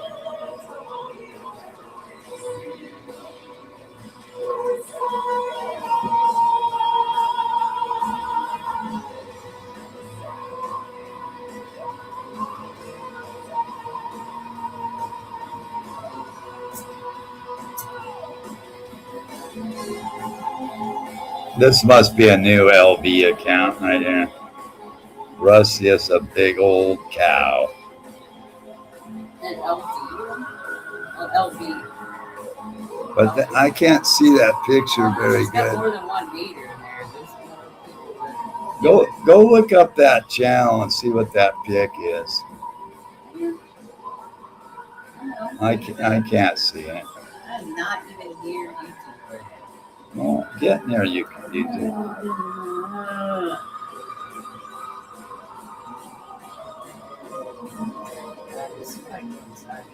I mean, it looks like they're using a picture that's more blended with you. You think that's gonna happen, Patrick? No, that's the one where she's her fat ass is flipping off the camera. Oh, it is? That's that picture. Okay. So what, is that a new channel that she's streaming on, or what is that? It's a big old cow. I heard she renamed all her channels. I don't know. I'll check it out. But I know one she hasn't. It could be one other person.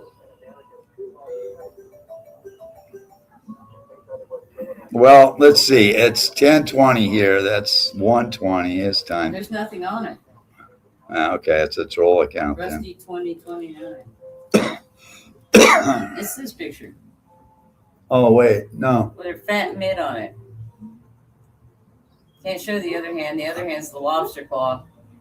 Yeah, the left hand has the Lobster claw. That's the right hand. either the hoof or the lobster claw, whatever that It thing looks like is. a claw. On there, the claw. It's the claw. The claw knows. The claw has chosen. The claw knows who will pay and who will go. What is burning? Oh shit! I don't know. Is it the oven? Something smells not It's good. probably just the fact that the oven's preheating, but I don't know. Is that what's happening? Okay.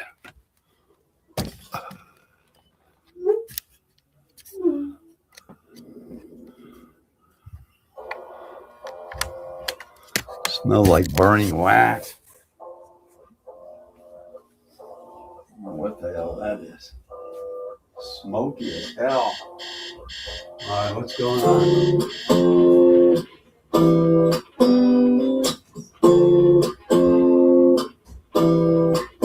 I'm a little bit off today. Something down inside me's different. Woke up a little off today. I can tell that something's wrong. I'm a little thrown off today. There's something going on inside me. I'm a little bit off today. A little bit off today. I'm a little bit off today. A little bit off. See, I'm a little bit off today. I cannot put my finger on it. Got up a little off today just to play that same old song. I don't really want to try today. I see nothing in my reflection. I'm a little bit dry today. Feel like I could die today. I'm a little bit off today. Feel like I could die today.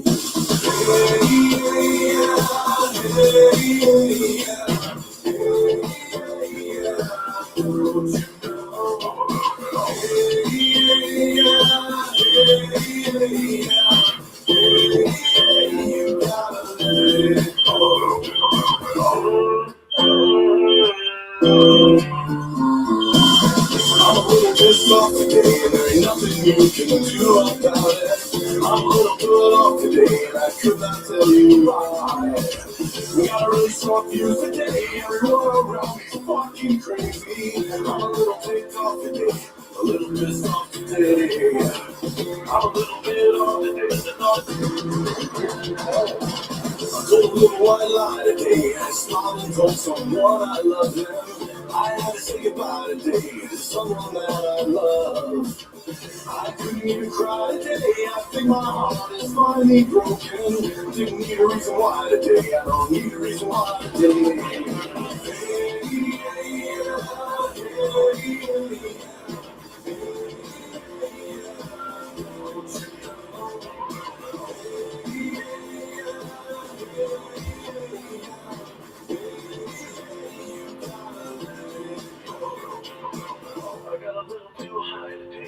Lost inside the sea of madness. Crash a little bit hard today. Crash a little too hard today.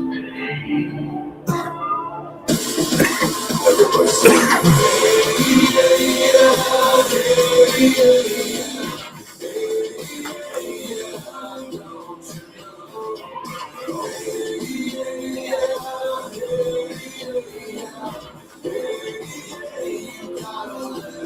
open up.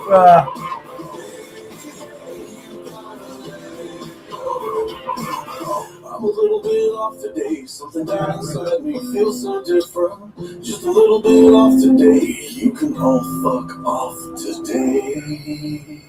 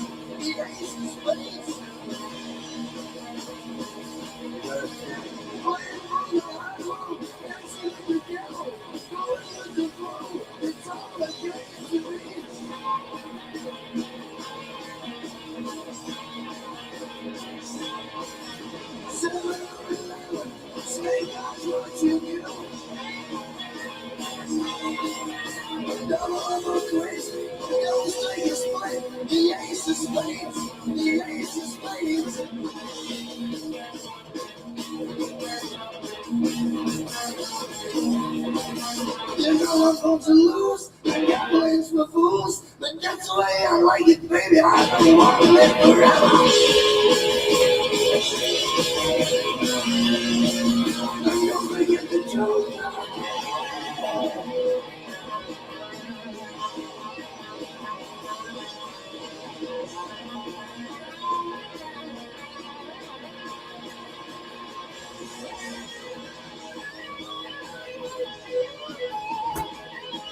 Why do you guys got to go in there?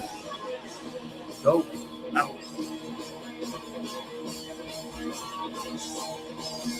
Pushing up the ante, I know you got to see me.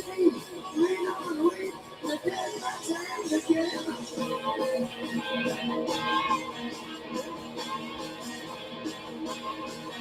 I see it in your eyes. Take one look and die. The only thing you see, you don't turn to me. The ace of spades, the ace of spades.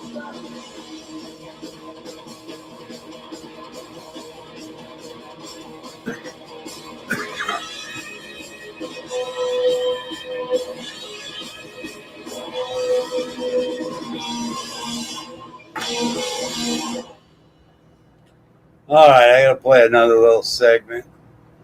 I gotta find it. Are your sinuses acting up or is it just mine? Nah, mine are okay. Mine are acting up. It's been like that all day. What do I got? Oh, that's a stream of mine. Gold medal hockey game. Man, I got more greatest hits on here than anybody ever. Should I play one? Are there some new one? That's 6 months ago. Let me find a new one. If there is one. This is a month ago? What the fuck is that? Wolf wants me. Will Durant versus Jarl Wigan. I'm not involved in any of that. I'm not going for that. That's a month ago? I didn't even know that existed. Has nothing to do with me, man. I'm not in that. It's not my deal. What's this? 1 year ago. Charlie versus Wigan. Oh, that's wrestling.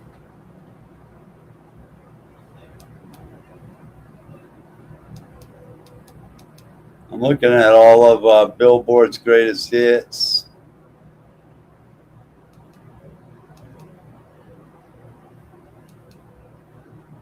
what I'm looking for. A year ago. A lot of these are real old. 5 days ago. What's this one? Oh, that's the song list. Need to get on this ladder. Oh, that's Billy.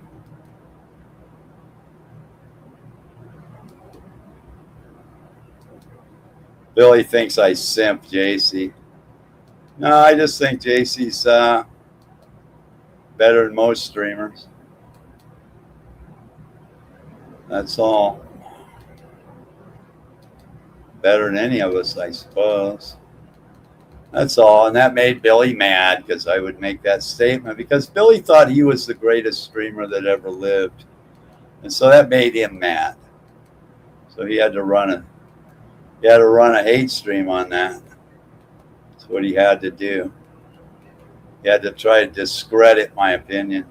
Like I'm not allowed to have my own opinion. Only Billy's opinion matters because Billy knows everything. Billy's the ultimate authority on everything in YouTube. Pretty much. According to him, anyway. I can't have my own opinion.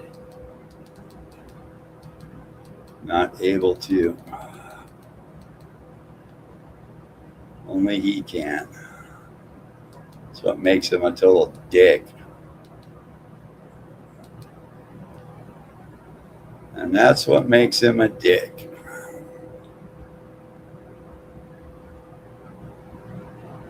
Well, she wouldn't give me a wrench, man. She wouldn't give me a wrench.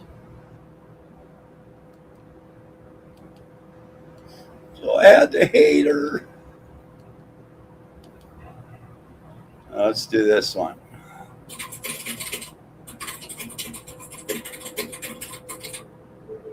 Think for a moment. Imagine waking up every day feeling an invisible weight on your chest. You scroll through your phone, interact with people, go to work, respond to messages, and yet something feels off. Conversations feel colder. People seem more irritable, more defensive, more aggressive, or strangely empty. Now imagine this is not just your perception, but a pattern repeating across the world. Think carefully about this question. What if modern society is not only failing to heal people, but actively producing more toxic personalities than ever before? This video is not about blaming individuals. It is about understanding forces much deeper than personal choice. Forces that shape behavior, distort emotions, and quietly influence how people treat themselves and others. Stay with me, because what you are about to hear will challenge how you understand human nature, relationships, and even yourself. And the final insight revealed later will be the most important and powerful of all, because it offers a way out of this cycle. If you enjoy deep reflections on psychology, philosophy, and human behavior, make sure to subscribe to the channel, leave a like, share this video, and write your thoughts in the comments. What you will discover here may completely change the way you see modern life and the people around you. To understand why toxic behavior is becoming so common, we must first redefine what toxicity really means. Toxic people are not simply rude, manipulative, or narcissistic. At a deeper level, toxicity is a survival strategy. It is behavior shaped by fear, unresolved trauma, emotional deprivation, and social conditioning. Sigmund Freud observed that when emotional needs are suppressed rather than understood, they do not disappear, they transform. They emerge as anger, control, envy, or emotional numbness. Modern society is exceptionally good at suppressing emotions while pretending to promote happiness. We are constantly told to be productive, positive, successful, and independent, but rarely are we taught how to feel, how to process pain, or how to sit with discomfort. Carl Jung warned that what is ignored within the psyche does not vanish. It sinks into the shadow, and the shadow does not remain passive. It expresses itself through projection, hostility, and destructive patterns toward others. Think about how people interact today. Many conversations are not about listening, but about winning. Many relationships are not about connection, but about validation. Social media, for example, rewards outrage, comparison, and performance. It trains the mind to see others not as human beings, but as mirrors reflecting our own insecurities. Psychologist Eric Fromm argued that when a society prioritizes having over being, individuals begin to define their worth through external measures rather than inner integrity. This creates fragile egos that react aggressively to criticism and difference. Another crucial factor is chronic stress. Modern life places the nervous system under constant pressure. Financial instability, information overload, lack of rest, and the fear of falling behind keep people in a near permanent state of fight or flight. Neuroscience shows that when the brain remains in survival mode for long periods, empathy decreases while impulsive and defensive behaviors increase. In simple terms, stressed people are more likely to become toxic, not because they are evil, but because their nervous system is overwhelmed. Ask yourself this: how many people today feel truly safe, truly heard, truly understood? When safety is absent, control replaces trust, manipulation replaces honesty, emotional withdrawal replaces vulnerability. Toxic behavior often masks a deep sense of powerlessness. Alfred Adler, one of the founders of individual psychology, believed that many destructive behaviors stem from feelings of inferiority. When people feel small inside, they may try to dominate others to regain a sense of significance. Modern society also encourages disconnection. Many people no longer feel part of something larger than themselves. Work feels empty. Relationships feel Yeah, those are life feels rushed. some really toxic people. Viktor Frankl, a psychiatrist There's others, survivor, observed that when people many lack others. they fall into what he called the existential vacuum. This emptiness often expresses itself through aggression, addiction, or emotional cruelty. Here is a question worth reflecting on. If a society constantly rewards A lot of people might think I am. I'm only punching back. and competition That's all over I do. cooperation, what kind of personalities will it produce? When vulnerability is seen as weakness, Usually. and as inefficiency, It may not appear that to the noobs. but armor. I might smack somebody I've had an old As we move beef with forward, we first explore how these forces shape on occasion, but that beef goes back years. and Yeah. why many people confuse strength with emotional Now you take an idiot like Whippy Poo and I'll smack him right away. There is a deeper mechanism at work. Farmer Dan. The kitty slopes got me. Yeah. Years later, that statement still haunts you. You're like, oh, you're not even skiing, man. Going down the kitty slopes. He was. He went on JC's. He was on the kiddie slope. Yeah. Trying to impress everybody with his skiing ability. I made so much fun of him that eventually he went down a real hill once. Pretty good. I made him actually prove that he could ski, for fuck's sake. Yeah. Yeah.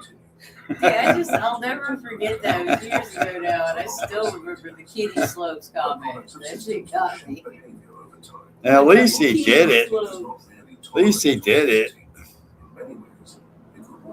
The only problem I had with it was there was a cliff right next to it, you know, and he didn't go off of it.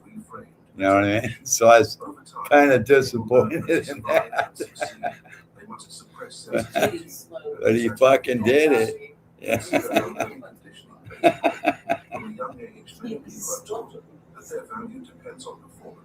Like Daniel Clark.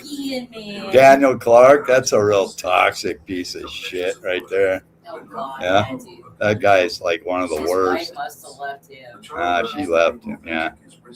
His He's wife single left as a him. Pringle. There's no way a dude with a first-time spouse has got time to be fucking around talking to bitches online about how much he hates their guts, you know, just for no reason.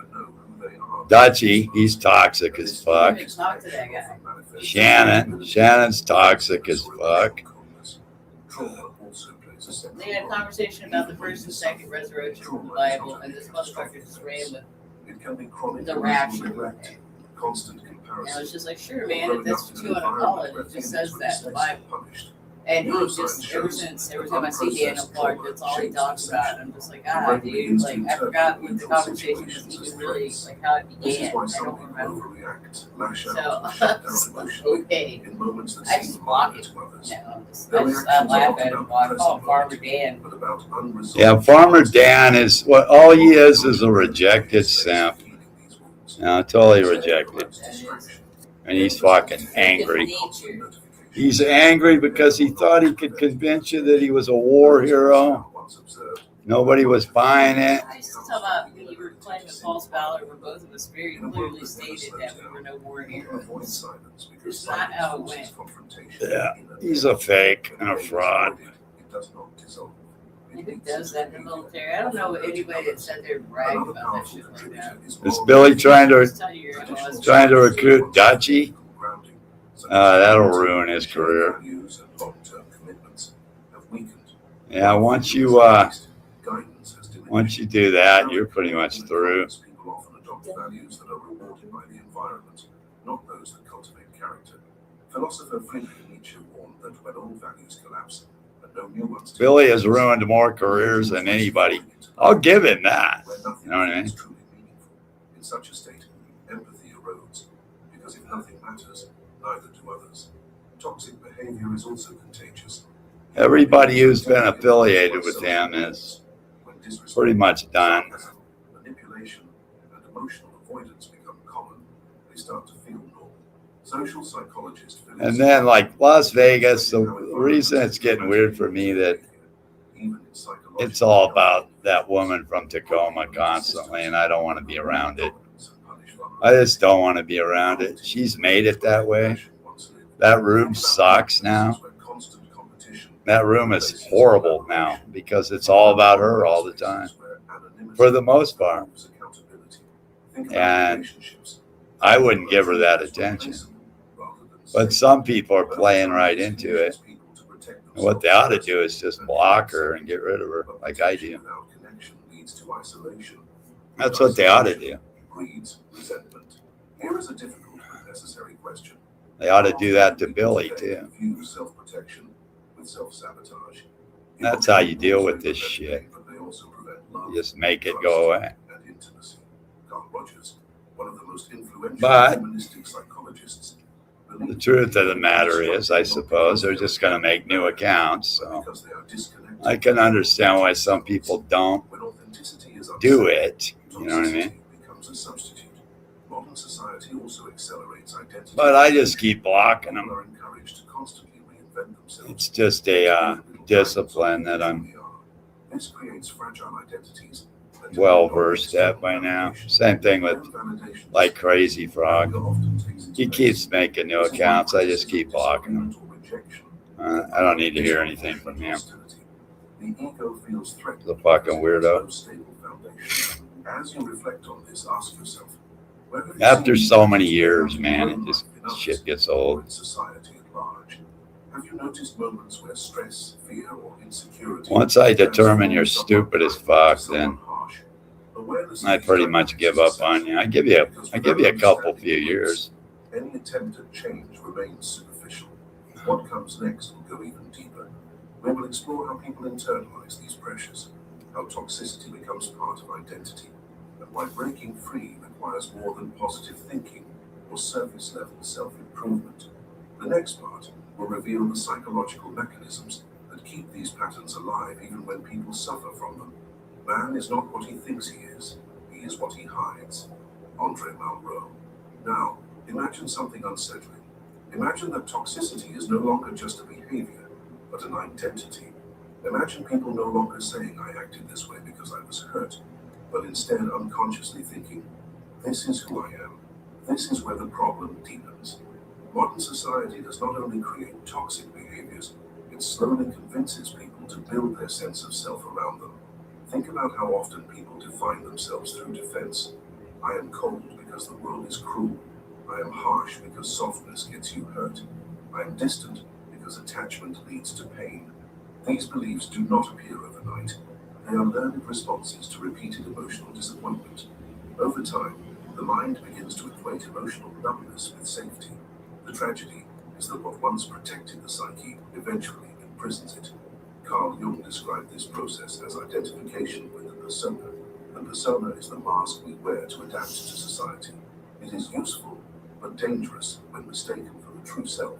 When someone fully identifies with their mask, they lose access to their inner life. Empathy weakens. Self-reflection fades. I block every fag in Billy's room with a wrench.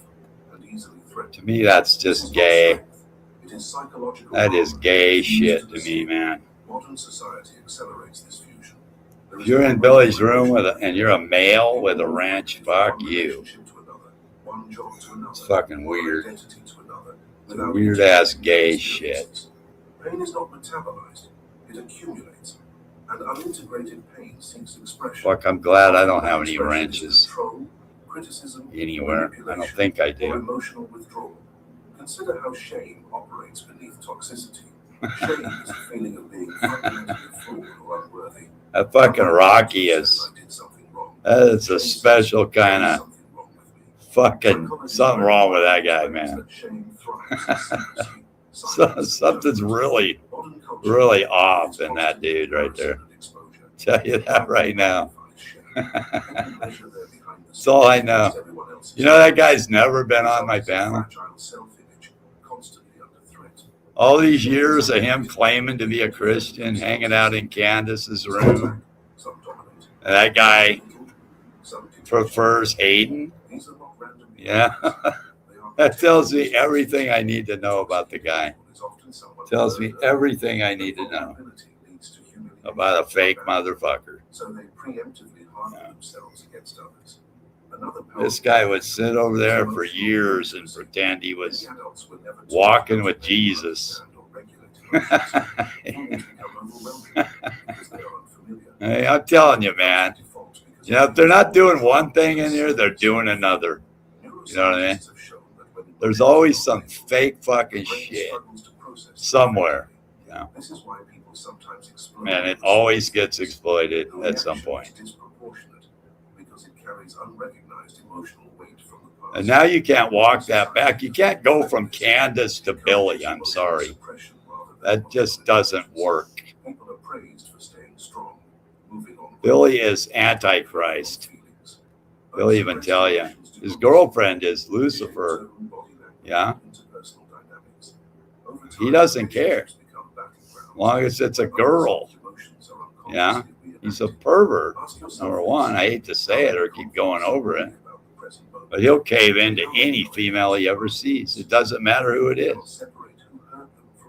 Any of them. CB. You've seen him lately kissing the ass of CB. Yeah. I mean, fuck. I don't even have to talk about this. It's just so obvious, man. The desperation just oozes out of his pores. Yeah, fuck, man. You got no standards.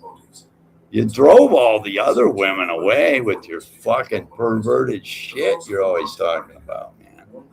You know?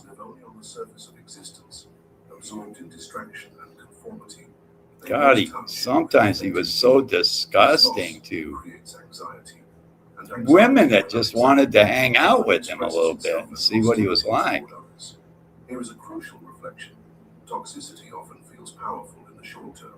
It creates distance. And he runs nice women off. It creates the illusion of You know, the nice ones that he's not going to be able to get his hands down their pants.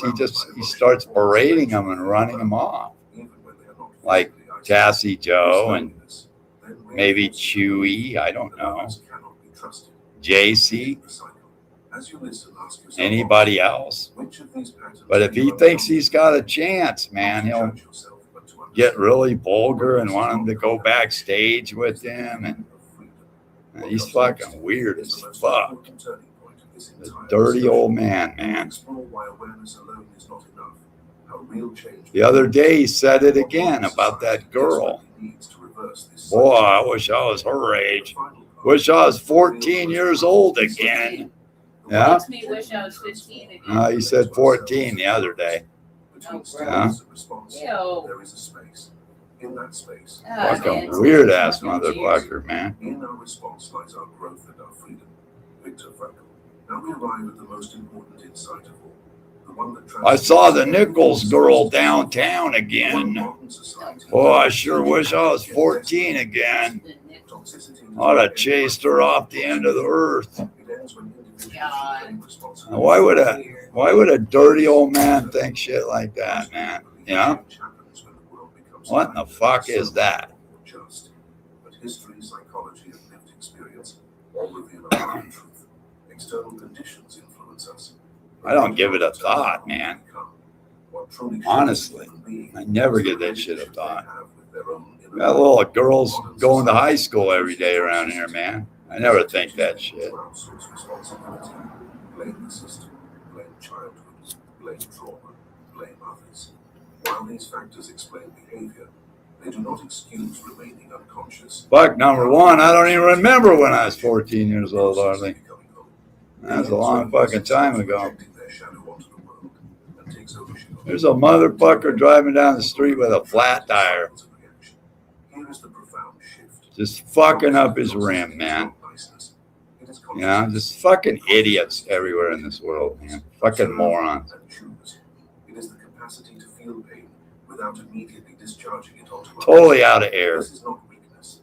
It is psychological strength at its highest. Nice car, too. Looked like a Lexus or something.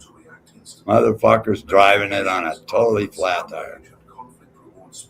Fucking stupid fuckers everywhere. Thrives on immediacy. When there is no choice, there is no choice. Viktor Frankl survived unimaginable suffering and still concluded that meaning is found in how we respond, not in what happens to us. This principle alone dismantles. I see more shit just sitting on my porch than you guys will probably see in your lifetime. I swear to God, man. Here in California, it's crazy here. I haven't heard any cops tonight, which is really eerie for a Friday night. This is why self-awareness is not a luxury. They must all killed each other by now. Maybe that's what it is. It's really quiet. Modern society also needs a redefinition of strength. Really quiet.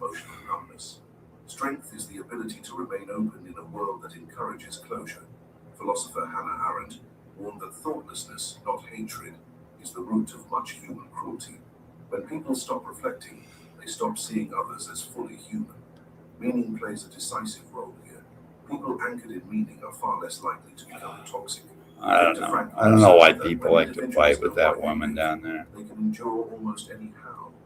Meaning stabilizes identity. They keep making these losers relevant, man. I don't think they should do it. A meaningful life does not. It just keeps them around. It requires purpose. There's other people to make fun of. There's so many others. Toxic people are often those who feel internally lost. They are disconnected from purpose. I'm not going to partake in that. Belonging. When inner emptiness grows, it seeks compensation through power, control. Every once in a while, I might. The solution is not punishment. I'm not making a career out of her. Interruption of this cycle. Ask yourself this question and answer it honestly. In moments of tension, do you react automatically or do you pause and choose? That's what she wants. Response is where That's what I'm not going to give them. Returns. Modern society may continue to produce pressure, noise, and confusion. I got to hand it to LV, man. She fucking does a really nice job of kicking that ass. Moment, choice by choice. When enough individuals choose awareness over reaction, responsibility over blame, and meaning over ego, the culture itself. And I go ahead and let her toss my name around. I don't care. No algorithm promotes. If Transformation that does not it gets under the other one's skin, I don't mind. And yet, it is the only force powerful enough to heal what modern society has fractured. If this reflection resonates, share your thoughts. Which insight challenged you the most? Where do you see this transformation beginning in your own life? Your awareness matters more than you realize. Some of the shit she says is funny as fuck. She's now yelling at EQ because he's only calling her by her name because that's how he knows her. So I guess she's pissed off at EQ because he doesn't know what her new name is. That's fucking funny. That's how fucked up these people are. Yeah, they change their name every fucking day, right? And they expect for everybody to know what's up. Yeah. And why would you expect fucking Rocky to know what's up? Why in the fuck would you expect that guy to know anything?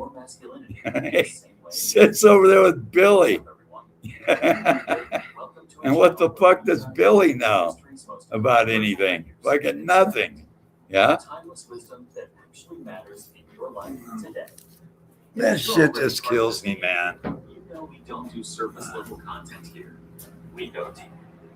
Today, we're exploring one of the most misunderstood minds in history, Niccolo Machiavelli. Oh, I already heard this A guy. lesser known aspect of his research take that that off reveals of there. uncomfortable truths about human nature. Hit that subscribe button and turn on notifications because this.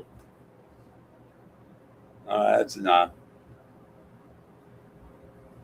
That's gotta put a little educational content in here. I got some good stuff on conspiracy theories. I got 101 things that people don't know about the United States. I actually do. I'll play those someday. It's like an hour-long clip, man. 101 different things you wouldn't know about the United States of America and all the fucked up shit they've done.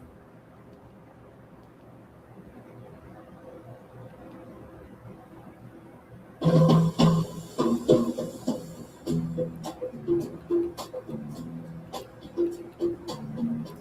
don't recall listening to this one. Maybe I have.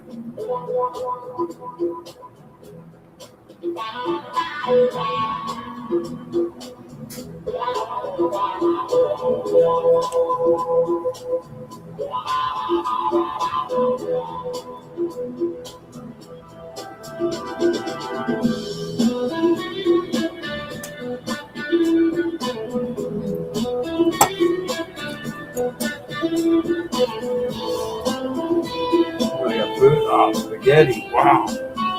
Awesome.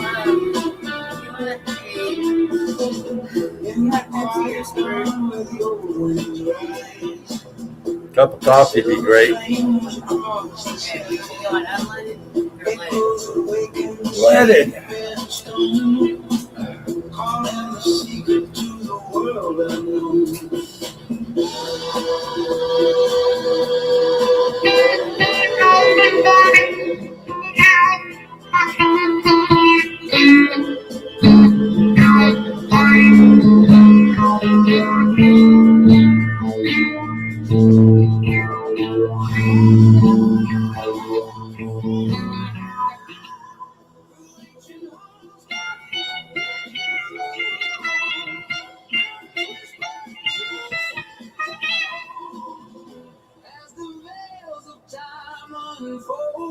I don't like it.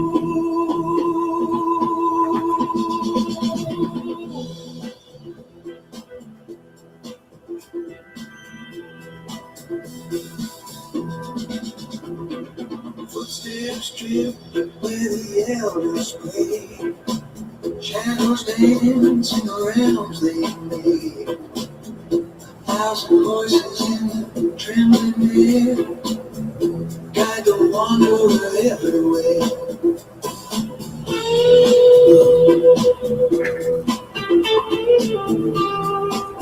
Let me try this one. This is more like outer space, man.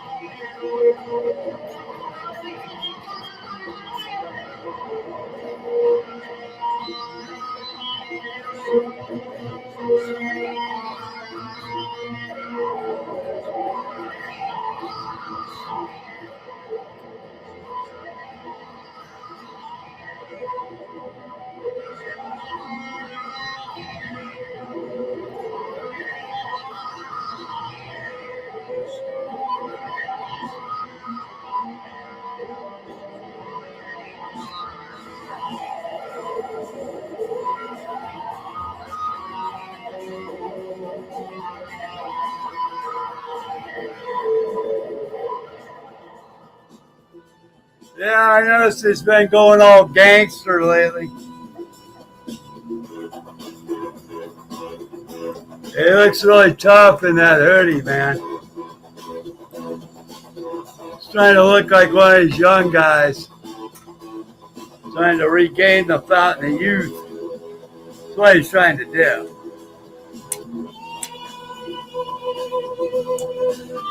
Wants all the girls to think he's fucking hip, you know?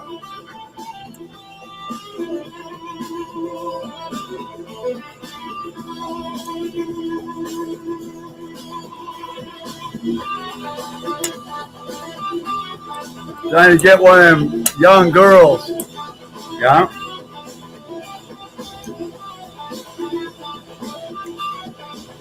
Pathetic. Huh? Oh, hey, you answer if you want to come see our store. Coffee. Oh, duh. I did answer you. You did. It's already ready. I did. I answered.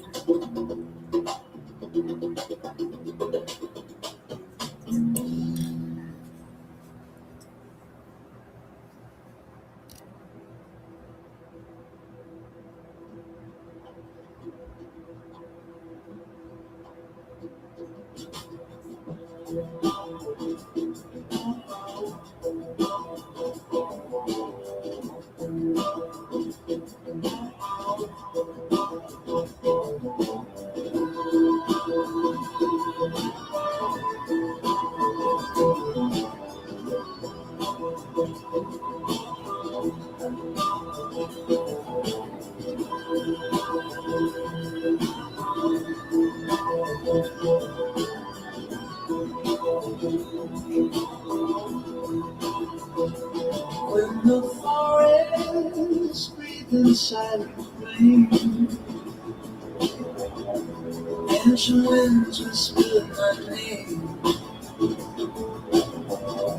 Roots divided, the pathway stood, calling me forth with a word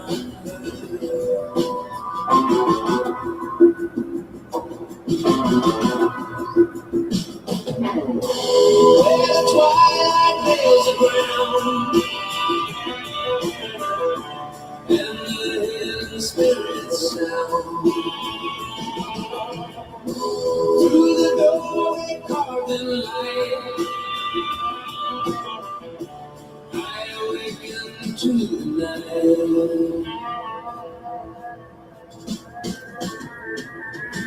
Shadows fall when the rose gleam.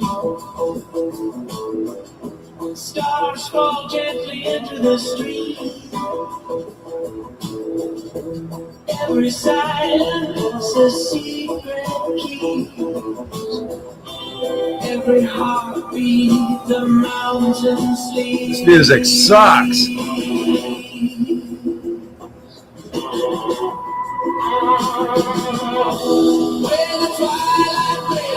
Let's get rid of it. Find something else, man. Huh. What could we play?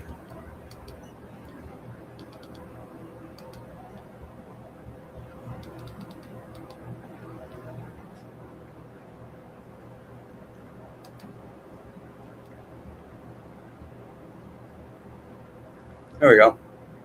Let's do this one.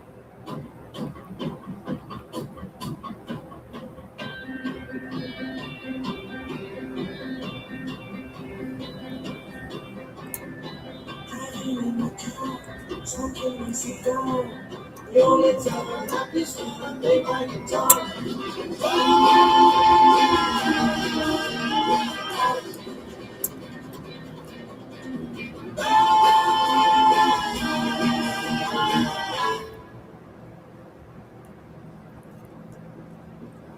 Now I decided on Cream.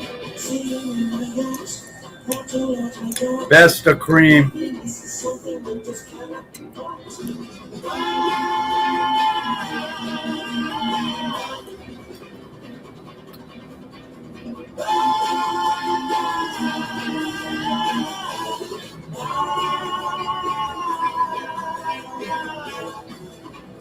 Thank you, baby.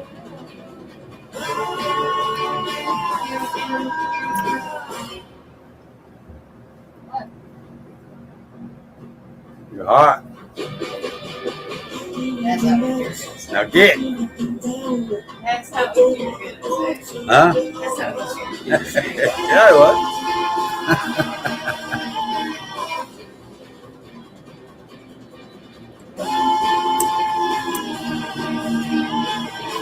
Yeah, that's what a real relationship's like, JP.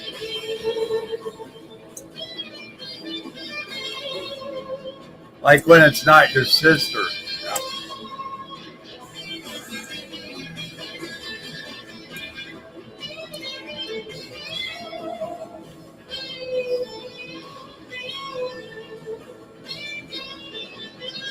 Plus, she's ugly as fuck.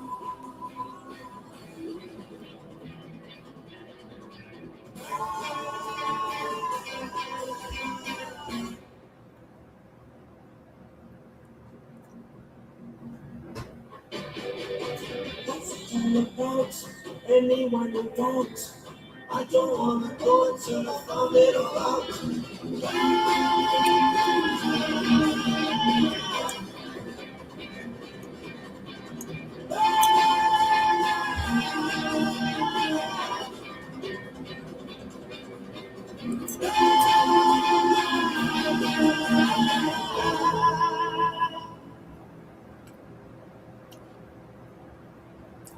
Well, Patrick, let me explain it to you if you're new here. This is a phenomenon that's been going on for years. It's Friday night. Everybody's out on a date.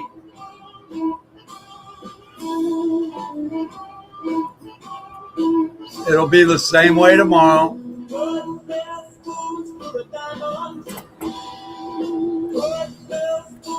Sunday nights, everybody's getting ready for work.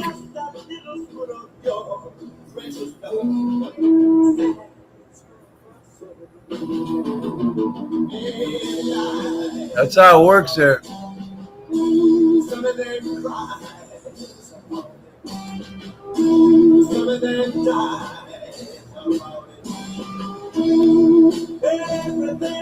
And then like the really lonely and desperate, they don't want anybody to know that they are, you know.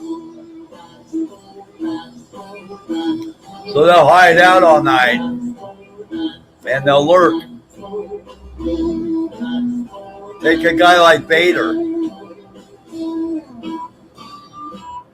Yeah, he doesn't want anybody to know that he's just sitting there in his mom's basement all alone. He wants to play it off like he's in some action somewhere.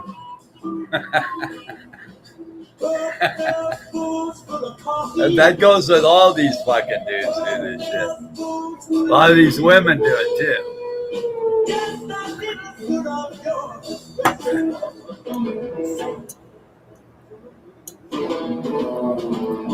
So you'll notice that really slow periods of time happen on Friday and Saturday nights. Date night. Yeah. Date night, movie night, whatever. Yeah.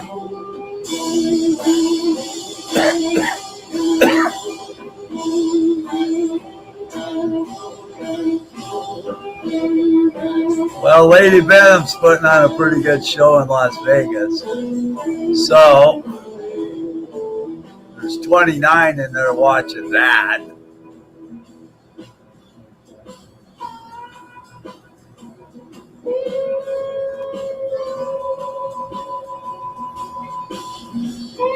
And, you know, I'm on the West Coast, so you got to keep in mind it's 2 a.m. back east.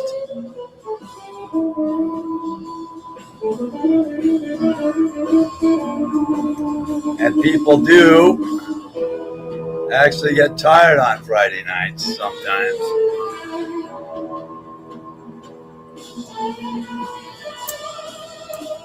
I don't get as many views as I used to anyway. Because I'm not doing full-on combat like I used to do here. I used to run streams that just trash people.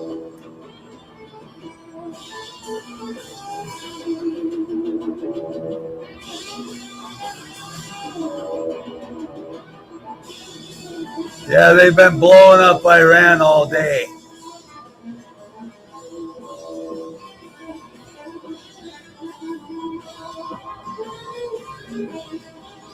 Yeah, they're saying it hasn't started yet, but it actually has.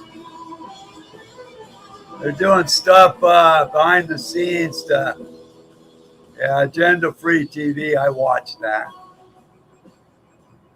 Definitely, I do. I will let you promote that here.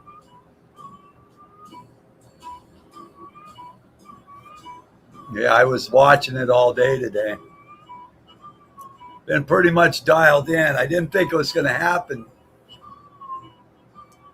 Because right now over there, it's probably about 9 o'clock in the morning. I didn't think they'd start it till tomorrow night. Yeah, with airstrikes. I thought they might want to do that under the cover of nighttime. So I wasn't expecting a full-on blitz tonight. I think tomorrow night is the night after the Sabbath, or whenever that is over there. Let's see, over there it's probably about, what'd I say, 9 or 10 in the morning. So you got till 6 p.m. over there. You got about 9 or 8 more hours. And I think it'll start in earnest at that time. That's when I think it's going to happen.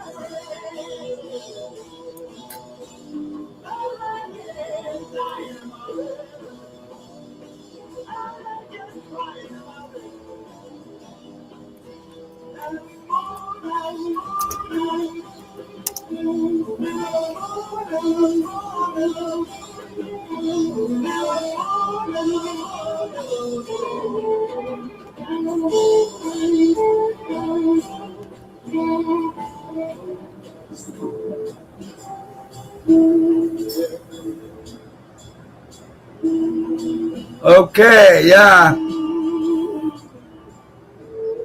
Says Israel launches attack on Iran's capital with U.S. help. This is the thing they've been talking about, is they wanted Israel to attack first, and somehow that helps the U.S., which I don't really understand, but they've been talking about it. But I think what they want is for Israel to have some skin in the game this time. Israel's going to have some skin in the game for maybe the first time ever.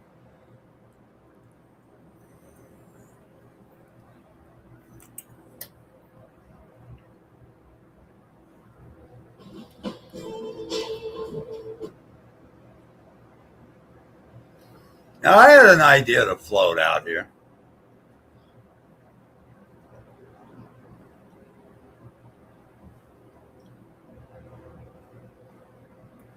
Which is kind of off the wall, but I kind of think these things, right?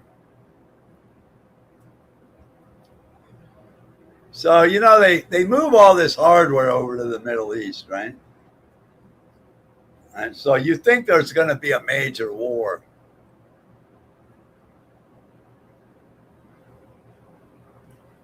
Oh, is that it? Yeah, that might make sense. Yeah, I think I have heard that. Might have been the reason. I just couldn't remember it.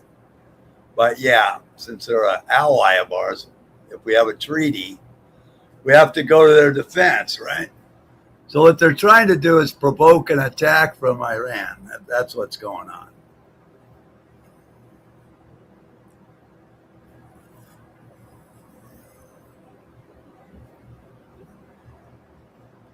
I think everything else has been false flags for a long time. Anyway, here's my theory, right? Under Biden, we had an $800 billion defense budget. Okay? Keep that number in mind. Trump has upped that to $1.4 trillion defense budget, almost doubling it. Almost. And why is that? Is that in case there's a world war? I don't know. Well, what about this scenario?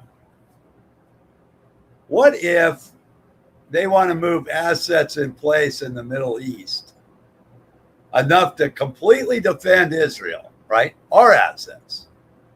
Not to defend America or the world anymore, but just to defend Israel. And they want to leave them there. They want to leave these shits out there. They're going to leave all this shit over there. This time they're not moving it, let's say. Okay, so with that in mind, what they have to do is build more weaponry to defend the rest of the world. So it might simply be that they're going to double the size of the United States military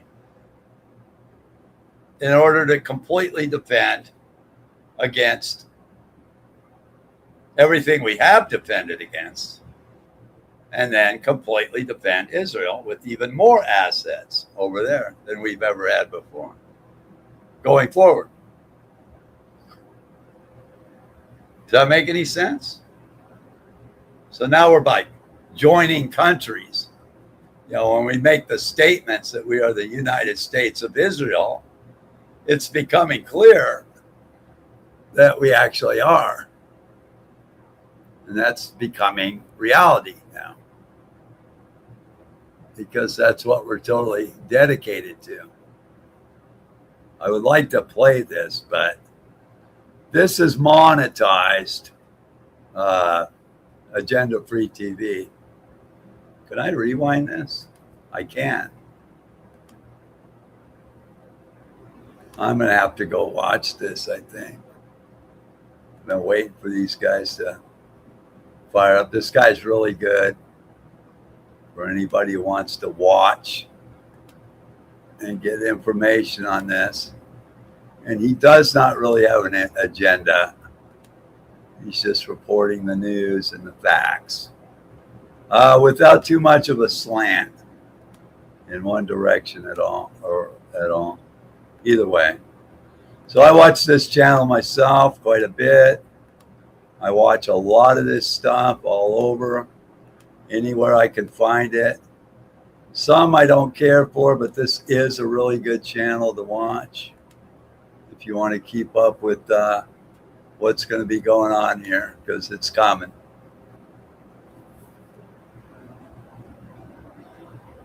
I don't know if you guys have been following it, but yeah, what is it? Early morning over there. Well, they'll send rockets during the daytime, but I don't think they'll send fighter bombers and shit like that in until it gets dark. I think right now they're taking out, like earlier today, they took out missile batteries. They're taking out factories that make missiles, factories that help to refortify them in a lot of ways. They were jamming all their internet capabilities and GPS from almost northern Iran down to almost Tehran and into Tehran a little bit. They were fucking around with that earlier today, testing that out. They'll end up shutting down all their GPS. And once they do that, it's pretty much over. Okay. You can't operate very well without that in this day and age. This is going to be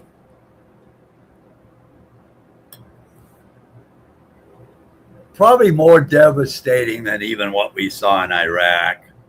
Although I don't believe they intend to go in on the ground. That's not going to happen. Iran is a very mountainous country that is very, very difficult to navigate. We had a lot of problems in Afghanistan anyway with the Taliban going up into the mountains and not being able to actually get to them or chase them. And we'll have even more problems in Iran. Although the mountains aren't as large in Iran, there's a hell of a lot more of them. So as far as a ground invasion goes here, it's a really difficult place to win a ground war at. So I don't think that's going to happen. I think they're going to blow the shit out of it and blow it back into the Stone Age, and then somebody else will have to be in charge who's got a little more sense than these mullahs had over there, you know.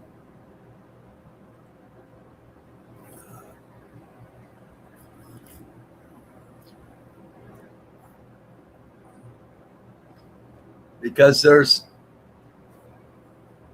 decisions you have to make when you run countries and you side with different ideologies. You know, it's very important to pick the one that's gonna win. You know, and sadly, that's gonna be the West, okay? Because that's just the way it is. I don't make the rules. But the reason they side with these other countries like China and Russia is to try to get cheaper weaponry from China and Russia. They become allies of them. But China and Russia can't do anything against the West.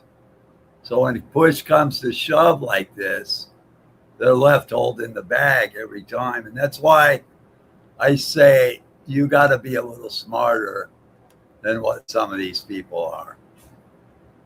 You got to look at the long game, because that's how these people in the West look at it. They look at a real long game. These fuckers will come get you 100 years later if that's what it takes.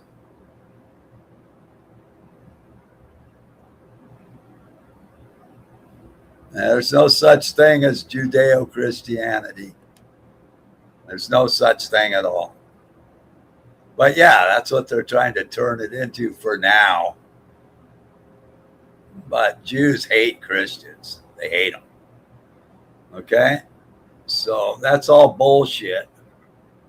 There was no such thing as Judeo-Christianity till some asshole named, what's his name, Herzog or something, started that movement in the year 1880.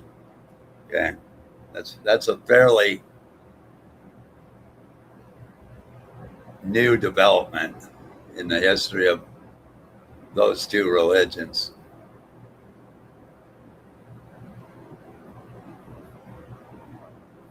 I might get my channel down for saying this, but it's Jews don't believe in Christ.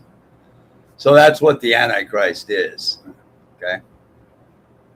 And they're the ones who killed Christ already once. Okay. So they're not interested in Christianity whatsoever. They just want the U.S. technology and the firepower. That's what they're into. And the bodies.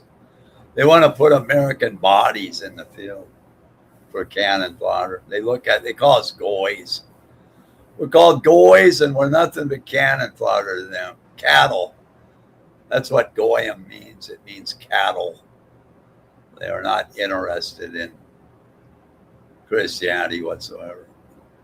There's no correlation between Judaism and Christianity whatsoever. None. It's a made-up term to try to dump a bunch of propaganda on Christians to make them think that they're fighting for the Holy Land. That we're fighting for God. No, we're not.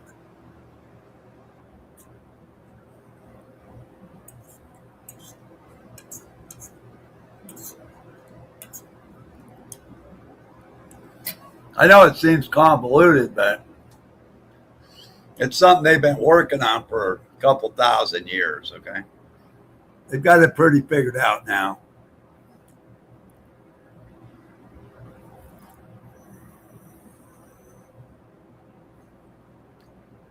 I'm not sure if they want to defeat Islam first or Christianity. They're doing everything they can to destroy Western culture for some reason. I guess they think Guatemalans are going to fly these fighter jets for them and build these things, I guess. I don't know what they're thinking. I don't think they think real well. I think they think that anybody can do it.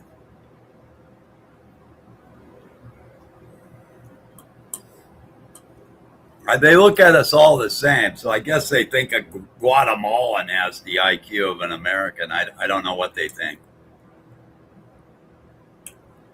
But it's just not so.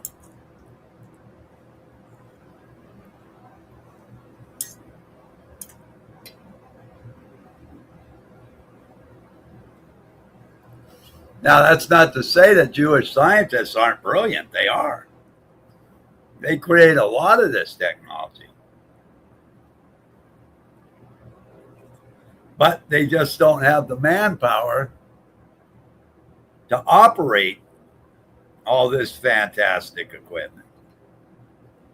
And that's not going to come from a Nigerian or an El Salvadorian, man. I'm sorry. It's not going to happen.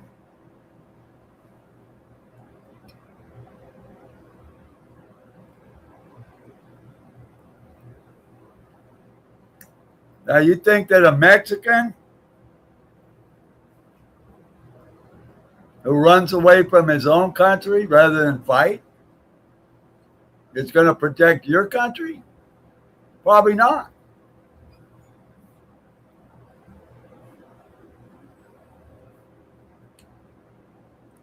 You think some asshole who fled from Libya or Ethiopia is going to protect Europe? No, it's not going to happen. Sorry. Hate to inform you of that. They didn't get a boat and sail away from their own country because these people were brave. Okay, they're not. They're cowards.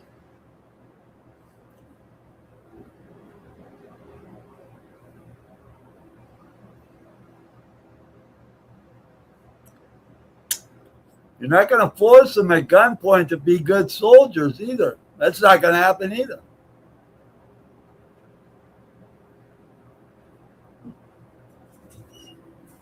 Hey, can I request a song? You can do whatever you want. You want a nap? You want a paper towel? Yeah.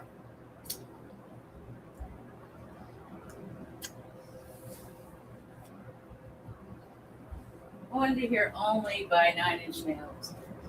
Okay, that's a great song. I love that song. I love that song. What's the other one I like? You like a lot of my music. Which one? No, let me look at the playlist for 9 Inch Nails. I'm Go. doing that for our audience. What audience? Out there? They're still circulating. What? Them things are still up there.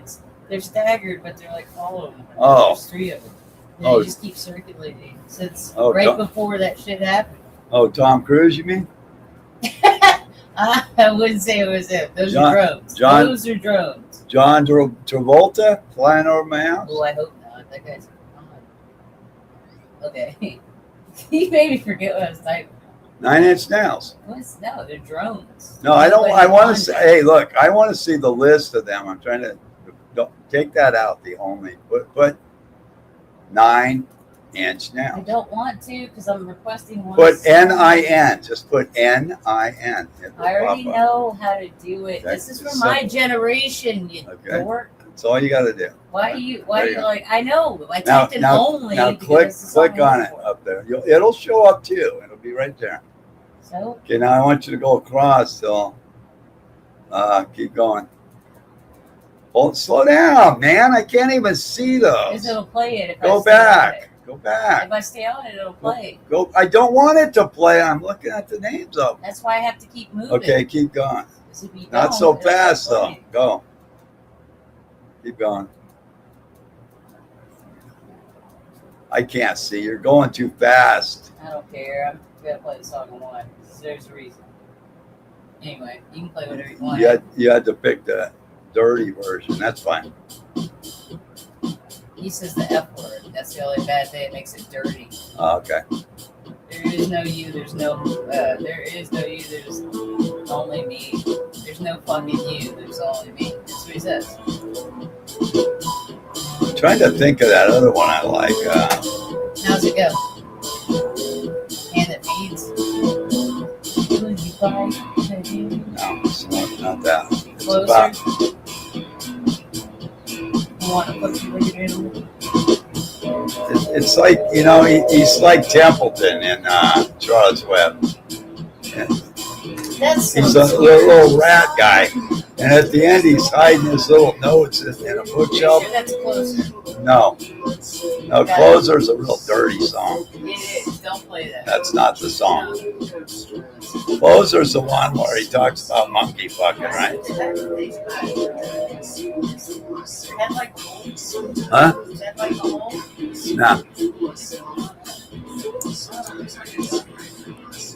No, it's not that. I'll find it.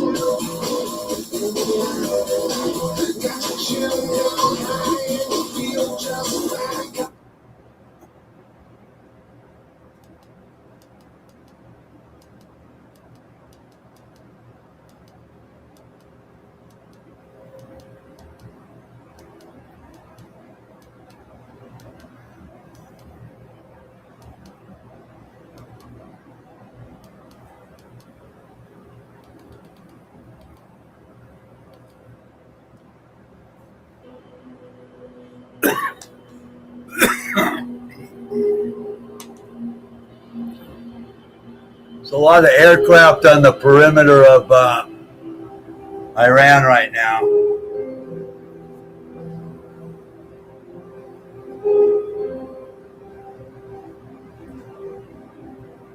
A lot of them are passenger jets, I know, getting people out of the area. Some are actually coming into Bahrain, probably to pick up more people.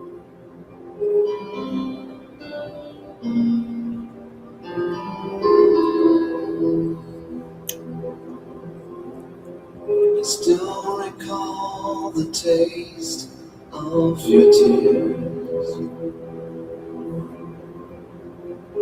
echoing your voice just like the ringing in my ears. My favorite dreams of you still wash ashore, scraping through my head till I don't sleep anymore.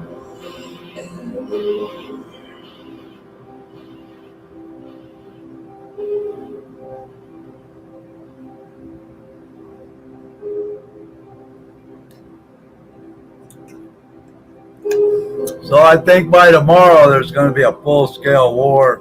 Not a war. You make this all go. I don't know if it's not a full-scale war. There's going to be a lot of fireworks tomorrow. I'm starting to scare myself. You make this all go away. You make this all go away. I just want something. I just want something I can't ever.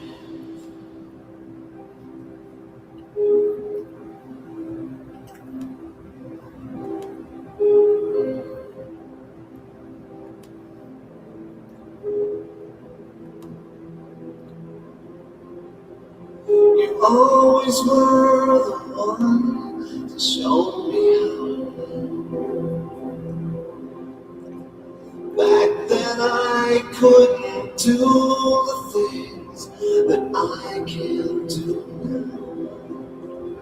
This thing is slowly taking me apart. Gray would be the color if I had a heart. Come on, tell me you make this all go away. You make this all go away. I'm down to just one thing, and I'm starting to scare myself. You make this all go away. You make this all go away. I just want something. I just want something I can never have. Well, there you have it. Trump has announced major combat operations against Iran. Well, they're actually going to do it. It's going down right now, I guess.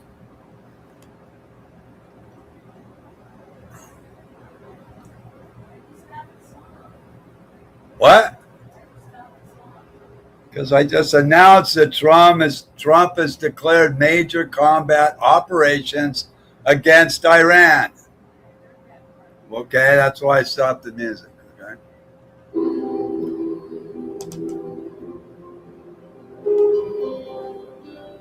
Well, they're actually going to go through with this. I thought they might be posturing, but maybe not.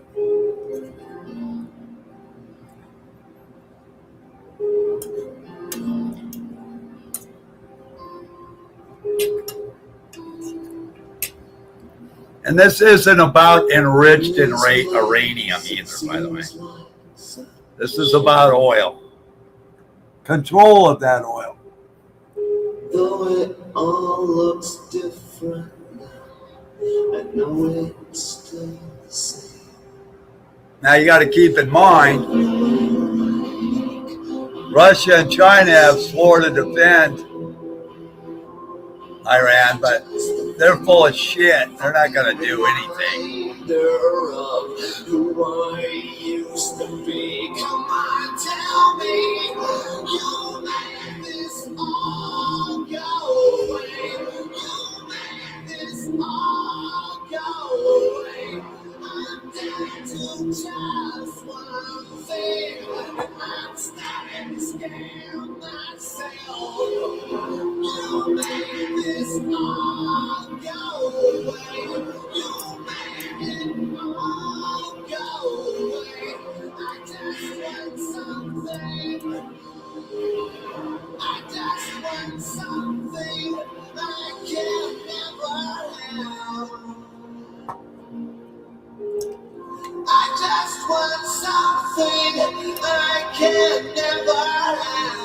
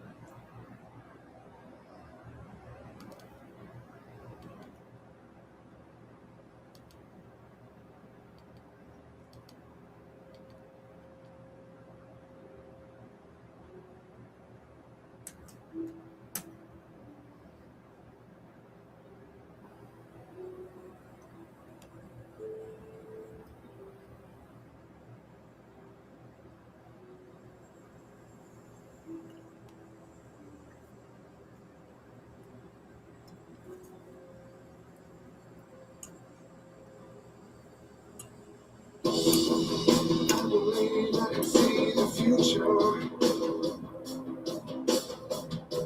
As I repeat the same routine. I think I used to have a purpose. Then again, that might have been a dream. I think I used to have a voice. Now I never make a sound. I just do what I'm told. I really don't want them to come around. Oh no, every day is exactly the same. Every day is exactly the same. There is no loyalty and there is no every day is exactly the same. I can feel their eyes watching. In case I lose myself again. Sometimes I think I'm happy here. Sometimes I still pretend. I can't remember how this got started, but I can tell you exactly how it went. Every day is exactly the same. Every day is exactly the same. There is no lies here, and there is no game. Every day is exactly the same.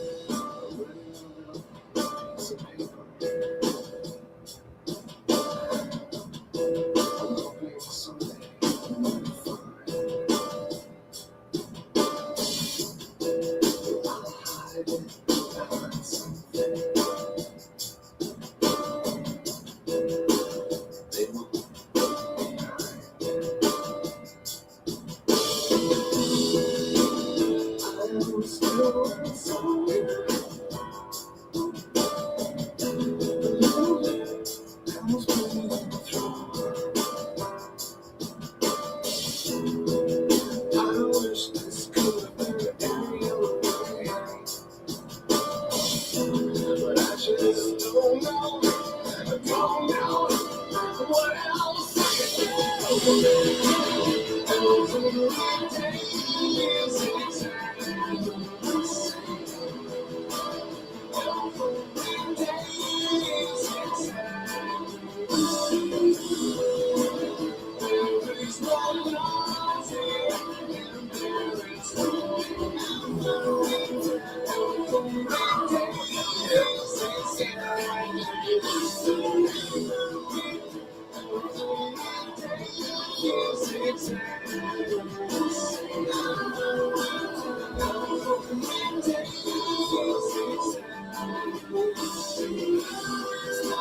my song is you have no idea.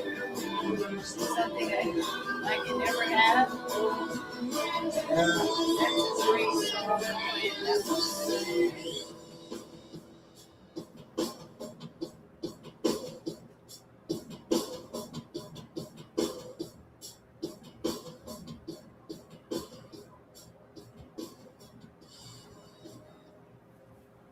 Yeah, we're gonna have some shot down.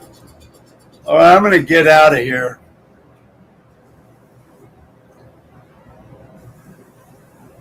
Yeah, we're gonna do it for oil. We're gonna send our boys off to die so we can get control of the oil in Iran. As far as I know, we are going to lose some pilots, might lose some battleships.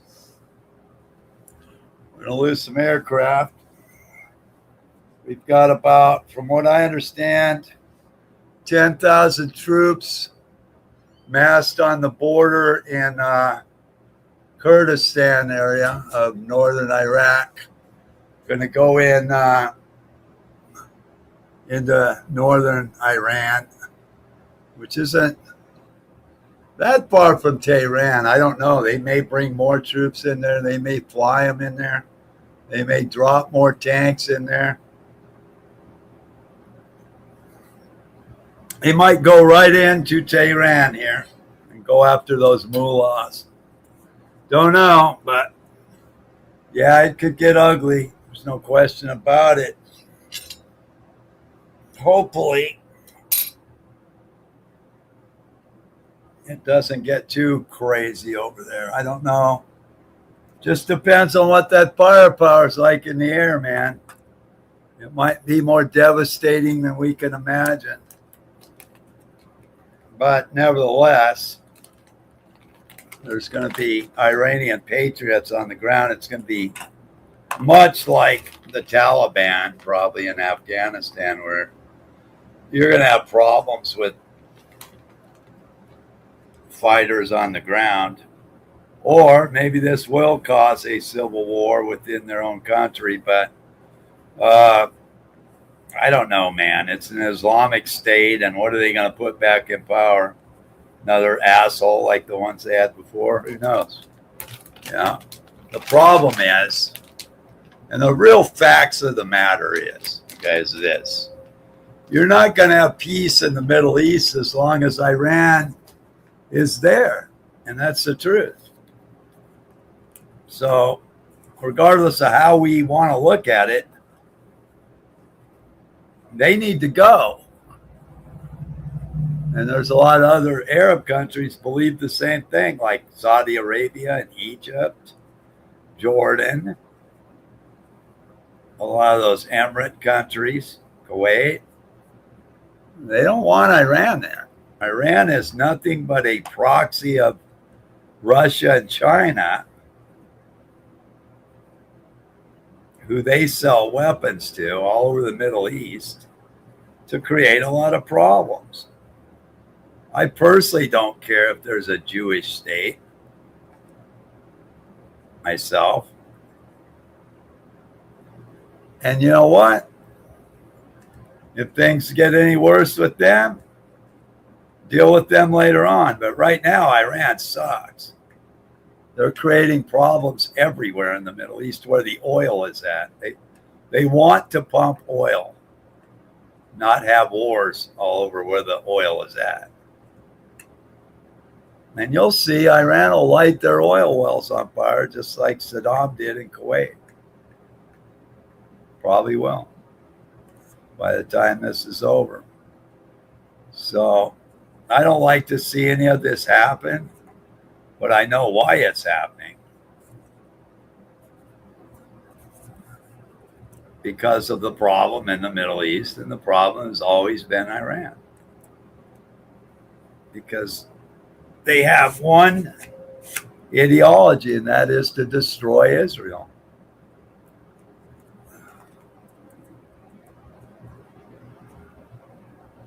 The other Arab countries weren't so steadfast in that idea. They all used to live together many, many years ago in that region.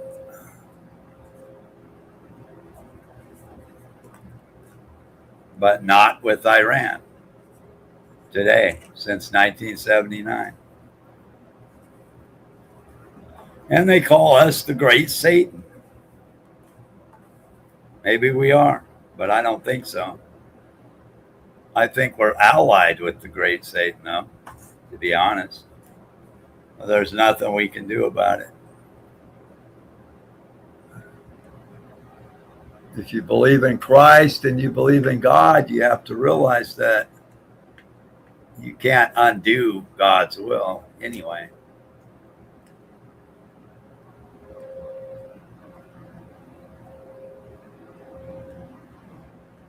People, this geopolitical analysis is way off base. Why is that, DA? Why is that way off base?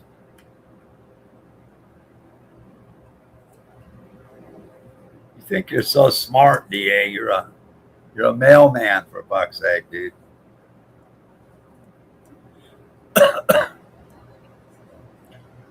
Is that what you're saying? My analysis is off base? Because I say they're going to do it anyway, for the reasons I just stated. Will it end war? I don't know, man. Might end war in the Middle East. But the next war is probably going to happen with Russia or China. So I didn't say it was going to end all wars. I don't know if it's going to do that.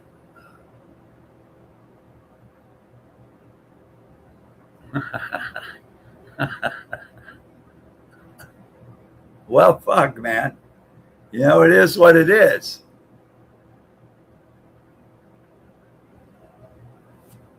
I'm not pro any of them, to be honest.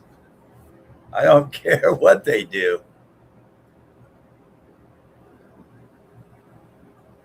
I do know that we spend a lot of money defending the Middle East from Iran. I know that. I don't know if we didn't have to do that if we wouldn't save a little money. That could be.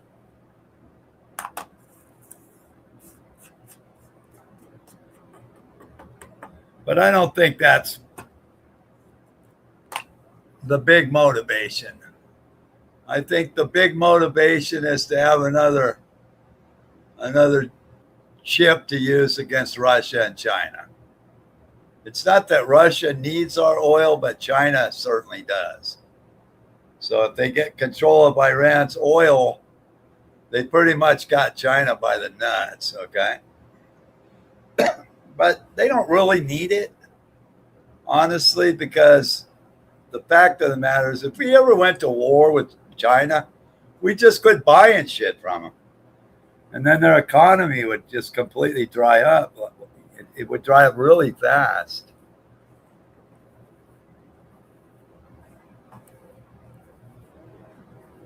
Well, Mark Levin will be cheering for dead American soldiers. That's what he'll be doing. He'll be ecstatic. I'm not. But it's going to happen.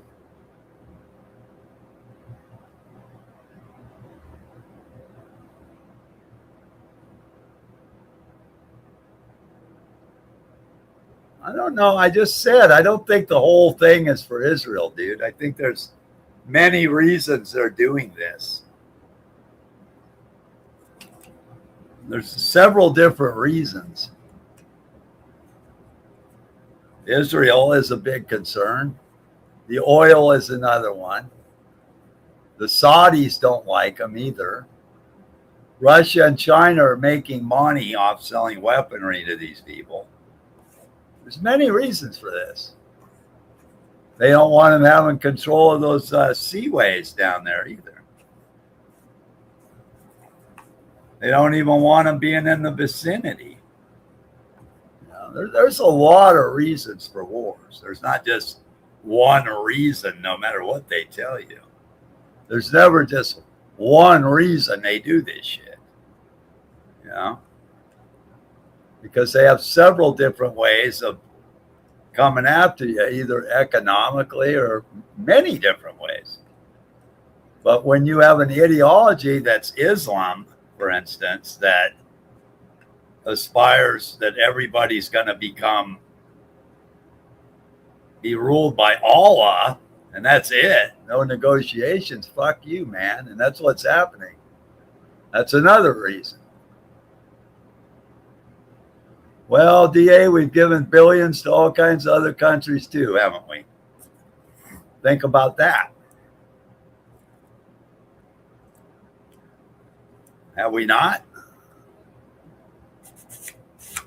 Have we not given billions to Japan and Germany? What about Korea?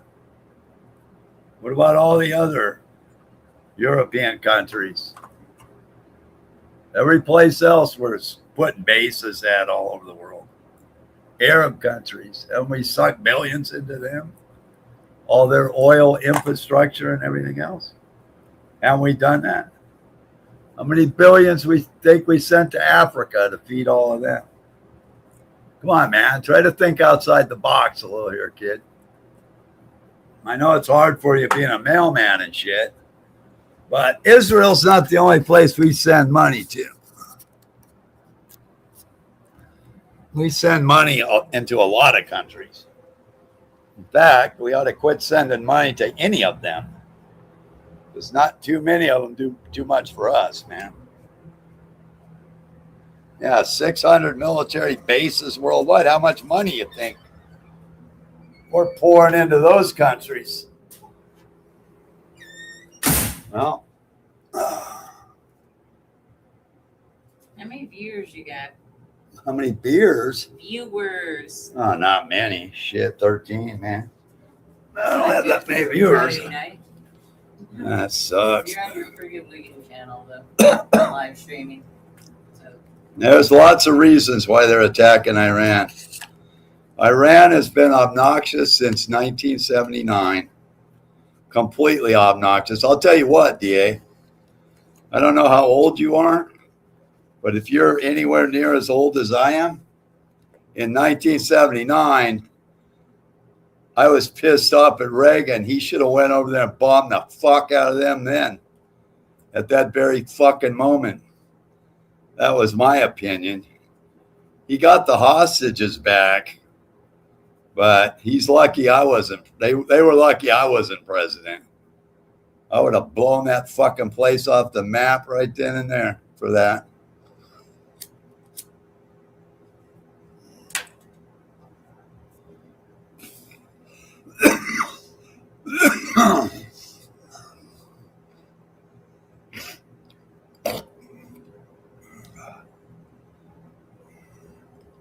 What about 1953? Oh, Jimmy Carter, yeah. No, Reagan came in and got the hostages back. You're wrong. Reagan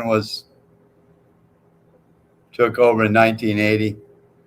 That same day they let the hostages go, but that wouldn't have been enough for me.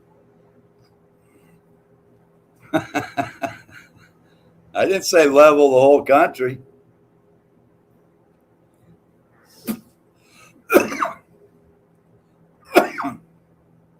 Problem with you, just like in YouTube, DA, you're weak.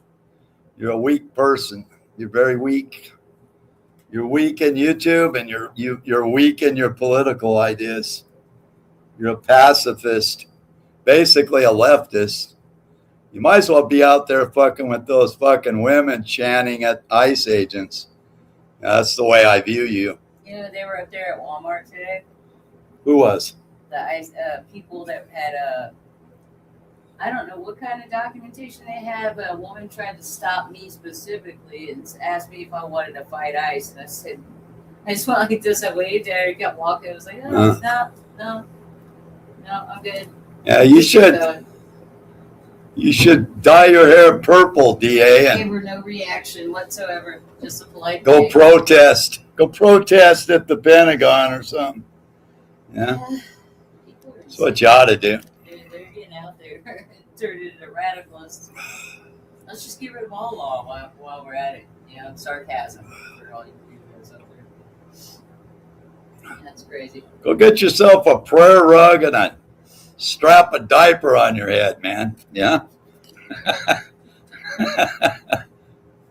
Get yourself a little sign, that says, yeah, Islam now, forever. Whatever you got to do, dude. Here he is, man. The original hippie. I could play you a video right now about mind control, MK Ultra, LSD, and why they created people like you, DA. You want me to do that?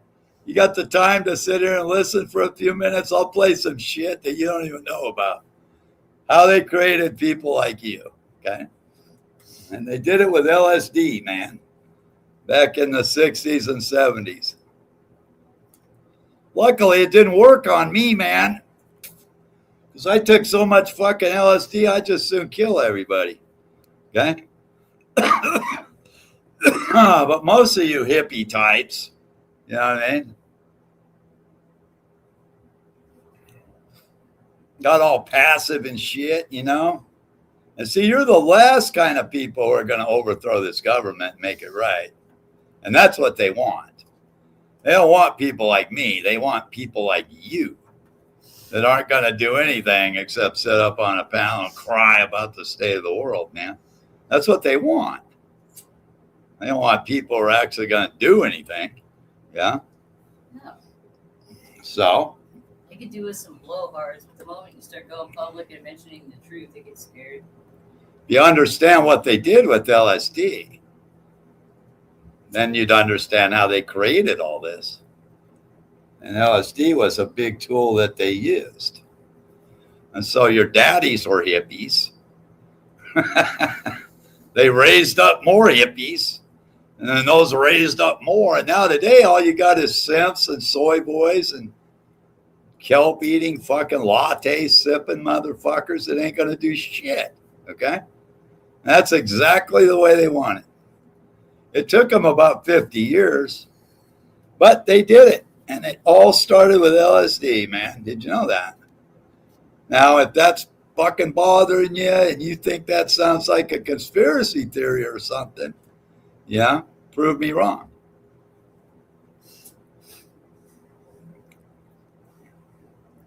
But here you are. Here's a guy who drives around in a fucking postal truck all day, getting paid a nice salary, that doesn't realize that postal truck takes fuel. You know what I mean? And he wants to cry about what it costs to get the fuel. I mean, do I got to unleash my speech from fucking an officer and a gentleman again? I just as soon you thank me for my service, man. Yeah? If that makes any sense to you. Because I'm the guy who gets you the oil that you need to drive around and get paid with. Same guys we're sending over there now. You want to drive an automobile, but you don't seem to understand where the blood that keeps it going comes from. Now, I know what you'll say. Well, we got our own. Let's use up all of our reserves. Yeah. Right? Is that what you're going to say? That's what they're going to say. Now, let's let the Chinese and the Russians have all the other oil, right? And now you sound like Woodrow Wilson all the way. That's the way Woodrow Wilson would have figured it all out. Yeah. He gave in too, man. He was a sellout, wasn't he? I think he was. I don't know. Until you pick up a fucking gun and you're ready to look somebody in the eyes and pull the trigger, I think you ought to shut the fuck up, dude. Really. Don't talk to me about anything. I don't think during the next tea party you're going to be there for some reason. You just strike me that way. I think you'll probably head to Canada. That's my bet. I've been watching you on YouTube. When it comes to a fight, you're just not there, dude. You've never been there. Not really. What you want to do is come and fuck with me, and you want to promote you and Logical Stream. That's what you're doing. I know what you're doing. Who? But that's fine. I'm not against that.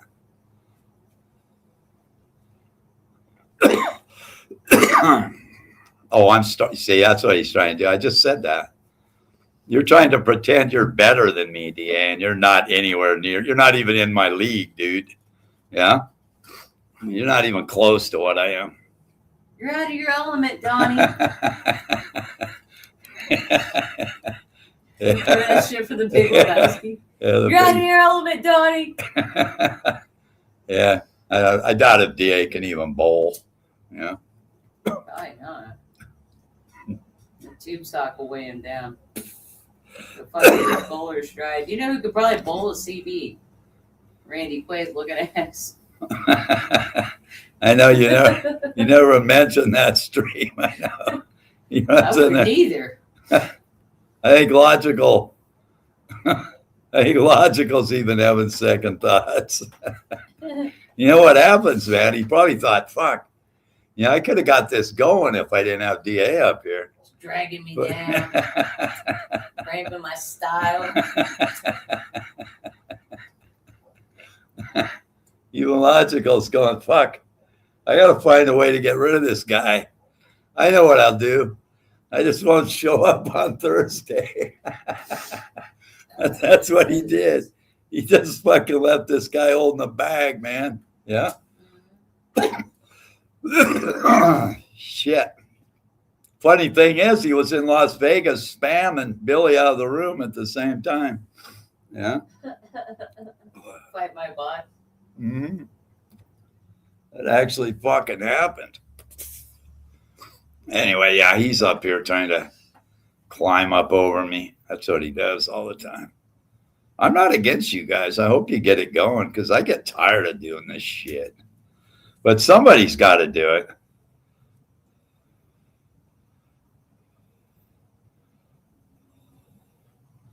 Well, Trump said when we are finished, he's saying this to the Iranians. When you are finished, take over your government. It will be yours to take. This will be probably your only chance for generations. Not bad advice, if they intend to actually let that happen. They did it in Iraq. They did turn the government over to the people of Iraq, provided they made the right deal. And that was to sell their oil to the West and keep the petrodollar. Now, this will keep the petrodollar strong and keep the American currency in control of the world for the next several years. That's why they're doing this. Do you want the yuan or whatever it's called, the Chinese dollar to be? You want to start fucking pulling those out of your billfold? No? Is that what you want? Do you want that? I don't think we're going to install the Shah's family. No, I don't think so. That's just my opinion. I could be wrong. I don't think that's going to happen. He's too old anyway. They're not going to want him. They're going to have an election there. I don't think that's what's going to happen. We'll see. He's leading the charge for freedom in Iran, but I don't think he's the guy to do the job. He's really old. He's like Joe Biden. I don't think that's going to happen. I've given that a lot of thought, actually. I don't think that's going to be the way this goes down. I think they're going to put in a government like they have in Iraq, and they're going to play ball because they're going to remember what's going to happen here, just like Iraq is. And Iraq remembers what happened. And they don't want to get their ass kicked in again, okay? So that's the way they do it. You want to do this again? Japan still remembers. Germany still remembers. Italy still remembers. They remember for a long time.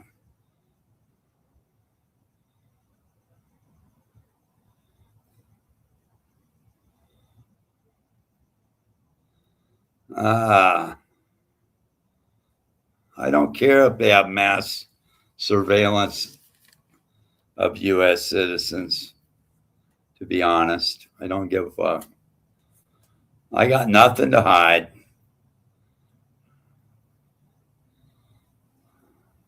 We got a lot of fucked up people here, man, that need something to be done about them. I don't know what that answer is.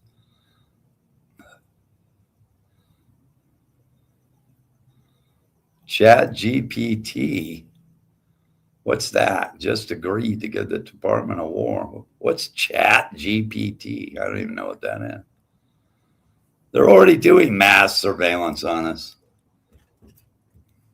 They're already doing that. What's that? Oh, your battery. God damn it, man. I could mention something in my house, and the next thing I know, I'm getting commercials on the TV about it. And that's the verbal communication within my house. So they're either getting me through this laptop or my smart TV or my TVs or the fucking headsets on the PlayStations. I don't fucking know, dude. But you know what? We're already being surveilled. So I think that's just a forethought at this point.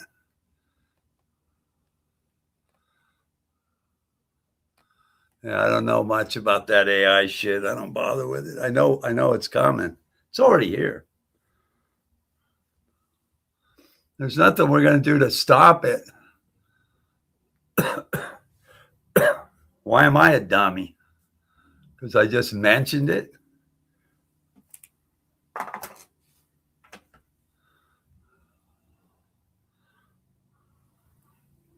I'm not no dummy. I know what they're doing. So cameras are everywhere now. I invented those cop cameras. I didn't invent them. I don't mean that. It wasn't my idea. But I did help design them many years ago. The ones that go on the squad cars. I didn't do the doorbell cameras or any of that shit. But I did do the cop car cameras. You are a boomer. You're probably older than me, DA. You just won't admit it. Fuck, dude. Don't make me put your picture up here, dude. Don't make me. That's not a good look. I don't want to have to do that. I don't want the ladies to know. Really. I'm going to let you go ahead and catfish them. Hoping you find a better life.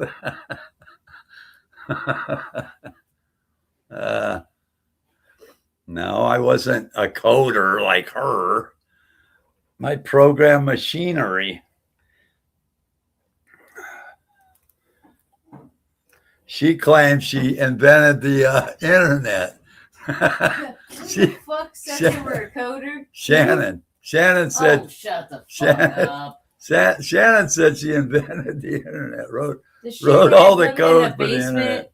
With one leg is the mastermind behind the internet. Yeah, that's what she claimed. Give me a damn break, dude. This is ridiculous. It's laughable. It doesn't even make me angry or anything. It's just amusing. Like how? Yeah, I created airwaves, man. Yeah, I parted the Red Sea and shit. That's okay, so I do know how to program in BASIC Pascal, and some C++. Well, And I like automatically know binary code. and like Excel spreadsheets, I can really program my ass off on those. And what we call G code. That's the code that programs machinery like Yeah, mills and lathes and presses. presses, Yeah, punch and presses, there's laser axes machines, on the press, right? fucking all kinds of shit. Anything that makes anything. A lot of it's done in G code. There's other languages depending on the machinery. That's the main one. And that's not really that difficult. It's pretty simple stuff. And Basic's a very easy language too. Years ago, we used to have Basic on our calculators. You could make programs in your calculators to do math equations more simply. But Pascal, now that's a really tougher language. That is a learning tool where you have to write your fucking whole programs in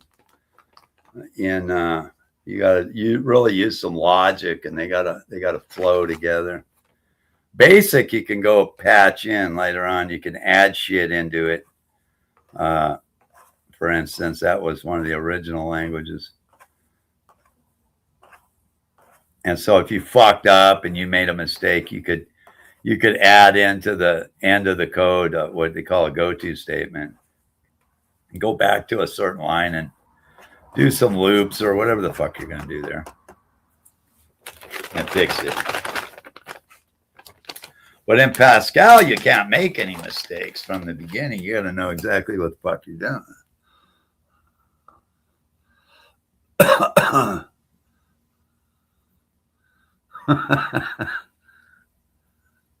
No, I'm not as brilliant as Shannon. You know, I didn't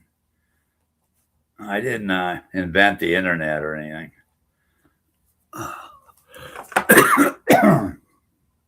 But she actually claimed that shit. The shit I did was for my other work, which was making parts. You know, it had to be done.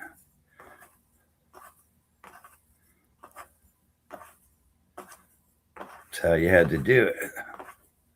You had to program the machines. You had to tell it what to do. Now, back when I started, we did everything manually. We didn't have shit like that. We didn't even have programmable machines. The IBM computers came out in 1980.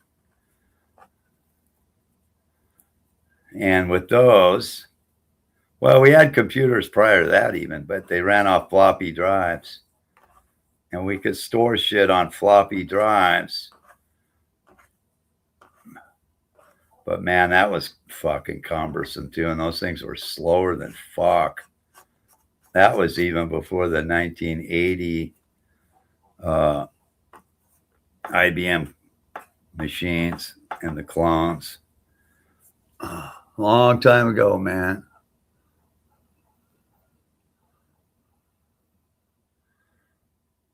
So I was programming shit before you guys were even fucking born. I learned to program on a Commodore 64, believe it or not. The start of it. And then I think it was a Commodore 128 after that. And that was before 1980. Now, they had IBM machines before that, but they didn't really release them to the public until 1980. Then I got my first IBM clone with 4.77 megahertz of speed, man. You guys remember that one? Yeah, how slow that motherfucker was. But man, that was like state-of-the-art shit, man. Yeah. Then it had a turbo button on it. And if you push the turbo button, you could get up to like, I think it was 8.2 megahertz or something. Ah, shit, man.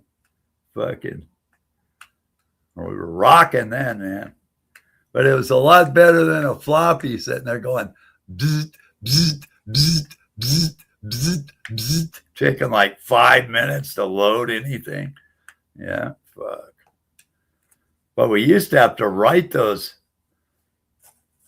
fucking programs for the machines didn't even have a hard drive, man. That's what most people don't understand. They didn't even have a hard drive before the IBM. So everything had to be written onto a floppy disk. So even to boot the machine up, it had to have a floppy in it with the code for the fucker to even do anything. Yeah. And you had to tell it what to do, like read and write. And you had to write programs to do anything. Yeah. So you had to learn to program the machine. The cool thing about IBM, it came out with DOS, man. You guys don't even know what DOS is, probably. But DOS was a bunch of pre-done programs to help the machine do shit, like copy a floppy drive or check a disk or a whole bunch of shit it used to do.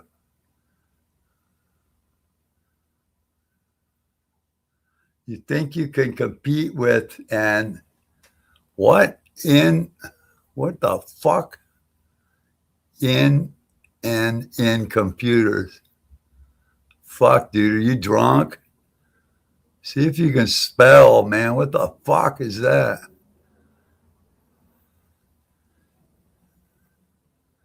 Fuck, I forgot an Indian in computers? I used to. Indians used to be stupid as fuck when they got here. Okay, I don't know about now, but I forgot everything I ever learned.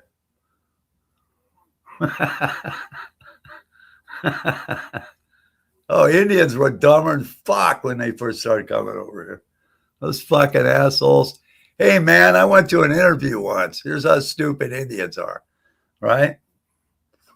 So I don't remember what version of SolidWorks I was fucking working on at the time. I think it was like 13 or something like that, right? So SolidWorks 14 came out, brand new. Nobody had it. You know what I mean? So I go to this interview, man. These two fucking Indian guys are interviewing me. These are supposed to be the top engineers at this company, right? And they asked me, man, they go, hey, man, we need a guy, man, who can program SolidWorks 14.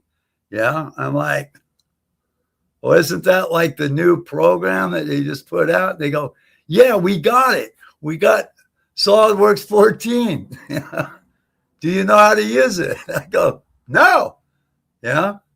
And nobody else does either because they just released it. You know what I mean? And so they're like, well, what do you know? I go, I use version 13, right? And they go, well, if you don't know how to use 14, how can we hire you? I go, because it's going to be almost exactly the same as 13, dumb fucks. Yeah. And they go, oh, no, man, we need somebody who knows how to use version 14. I go, well, you're not going to find anybody because it's not even out here yet, man. And you know what? I walked out of that interview, man. These guys were so fucking stupid that they thought that they were going to find somebody who knew how to program a piece of software that just got released to the public like a week prior to that. You know, that's how dumb these fuckers were way back then. I don't know if they're that stupid today, but these guys are in charge. And I figured, no, I'm not working for these guys. These guys are dumb as shit. You know? Yeah, I had a Pentium. Fuck yeah. And a Celeron.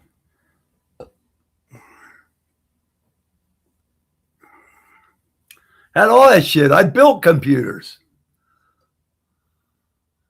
Shit, back when I was building computers, they were $10,000 fucking dollars, man, for an ALR in what do you call that place? CompUSA? Is that what it's called?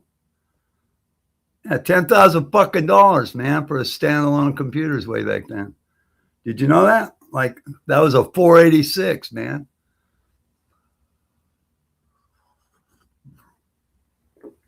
Fuck, dudes. Shit, I was there for all that fucking shit. 286, 386, 486. Pentiums. Fuck, I was here for the first version of Windows. I wouldn't use the first version, man. I was a DOS guy, man. I was already a dinosaur by then. I wasn't fucking, to me, Windows was the stupidest shit I ever seen. You know, on that first version, I wasn't going to use that shit. That was for fucking, so anybody could fucking use it. And I was like, fuck this. Yeah.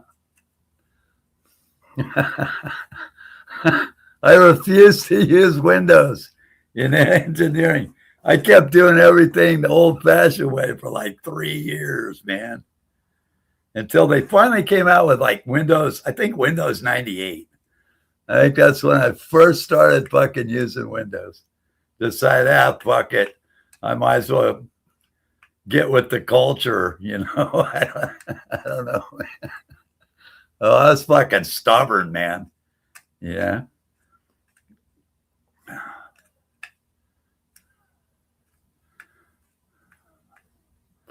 My favorite Windows was XP, man. I got really good at XP.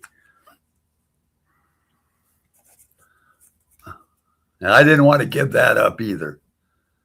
Oh yeah, the 8084. There you go. 8088. Yeah, that's what it was. That's right. You got that right. I think I had an 8088. That was the first IBM clones. No shit. That's how fucking old I am, man.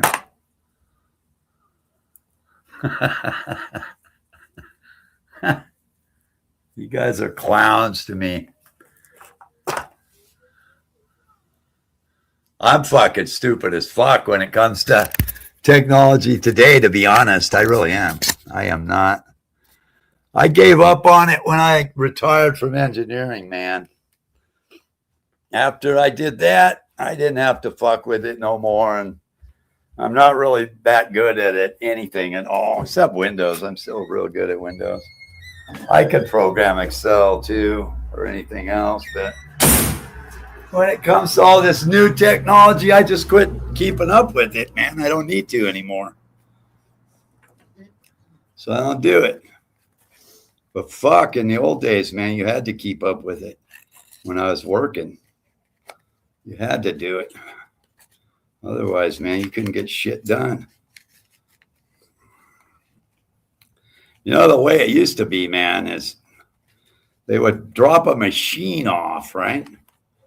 And they drop a computer off with software in it. And so you had to learn how to program the machine, and you had to learn how to program the computer and the software that came with it all at the same time, like in one weekend, right? So they'd hook up a machine on a Friday, and your company would expect you to come in on Monday and start making programs on that fucking thing, right? And so you'd have a weekend, and you'd be pouring through all these books on the CAD/CAM software, the operating system, you know, of the machine they provided with you, and the fucking machine code you were going to use.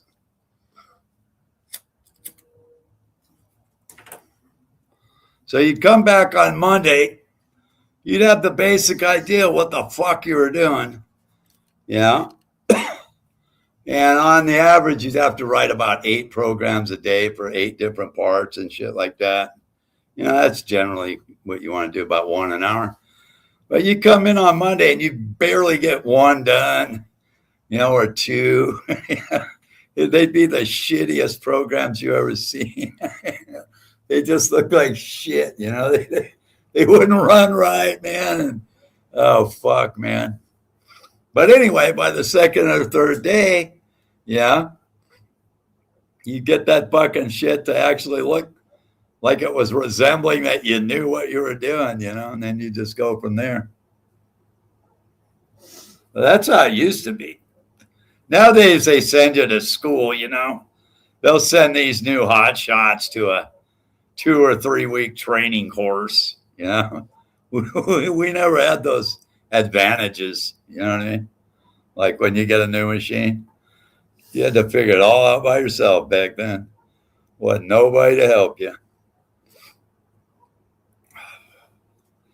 So I'm not real impressed with anybody today. And prior to having all that, man, we had to make shit with saws, fucking welding torches. We used to cut everything by hand, man, and form it by hand. Everything was done on all mechanical Bridgeport mills, fucking lathes. Yeah, we didn't have any of that shit, man. You had to eyeball everything. I'm a master mechanic, man. I'm what you call a Class A mechanic, man. A relic from the past, man. I'm one of those guys that could have built a battleship in World War II, man, by hand. You guys couldn't even fucking figure out how to probably do anything without your phone, yeah? She's sitting right here. Say hi to Whitey. Hi, Whitey. What up, Gregory? Gregory Whitey. Whatever the fuck his name. Atmanand. I showed the clip. Didn't say his name. But we know your name is not Gregory, Dan. What is it? What's his name? You are Americans. You can't say the name. His name isn't. Atmanand. They kept saying it wrong over and over. Is it? Atmanand. He's like, fuck it, we're just going to call you Gregory. I just call him Hashi or something. Yeah? And they just said, fuck it, we're just going to call you Gregory. Because that was his name. But he had a really thick Indian accent. And like, all right, we know your name isn't Gregory. What is it? And he told them they couldn't pronounce it because they're American. This could be difficult for them to pronounce it. And they kept telling him, say it anyway. What the fuck is that? Couldn't do it, so Look at all those fucking ships out there. What the fuck is that shit, man? I don't know. I'm looking at a picture of or those helicopters. What the fuck? That is live footage. That's not a picture. What the fuck is this? That's a city. Those are a bunch of buildings and shit. It's a city. That looks like it's got to be somewhere in Israel or Lebanon or something, man. They got the whole Mediterranean fucking sea full of shit. Look at that, man. Holy fuck.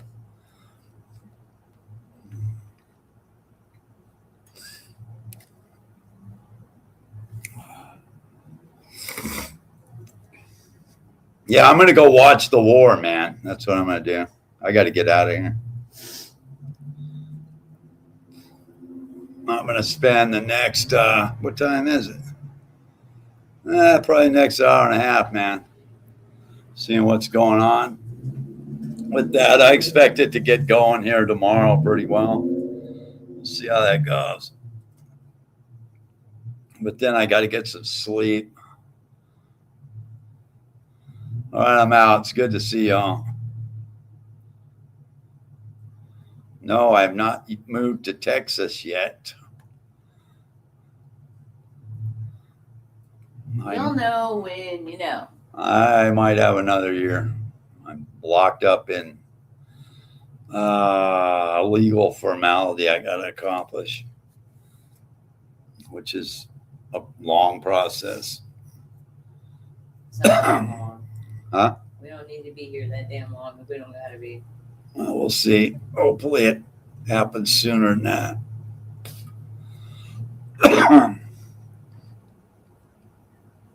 All right, man. Out of here.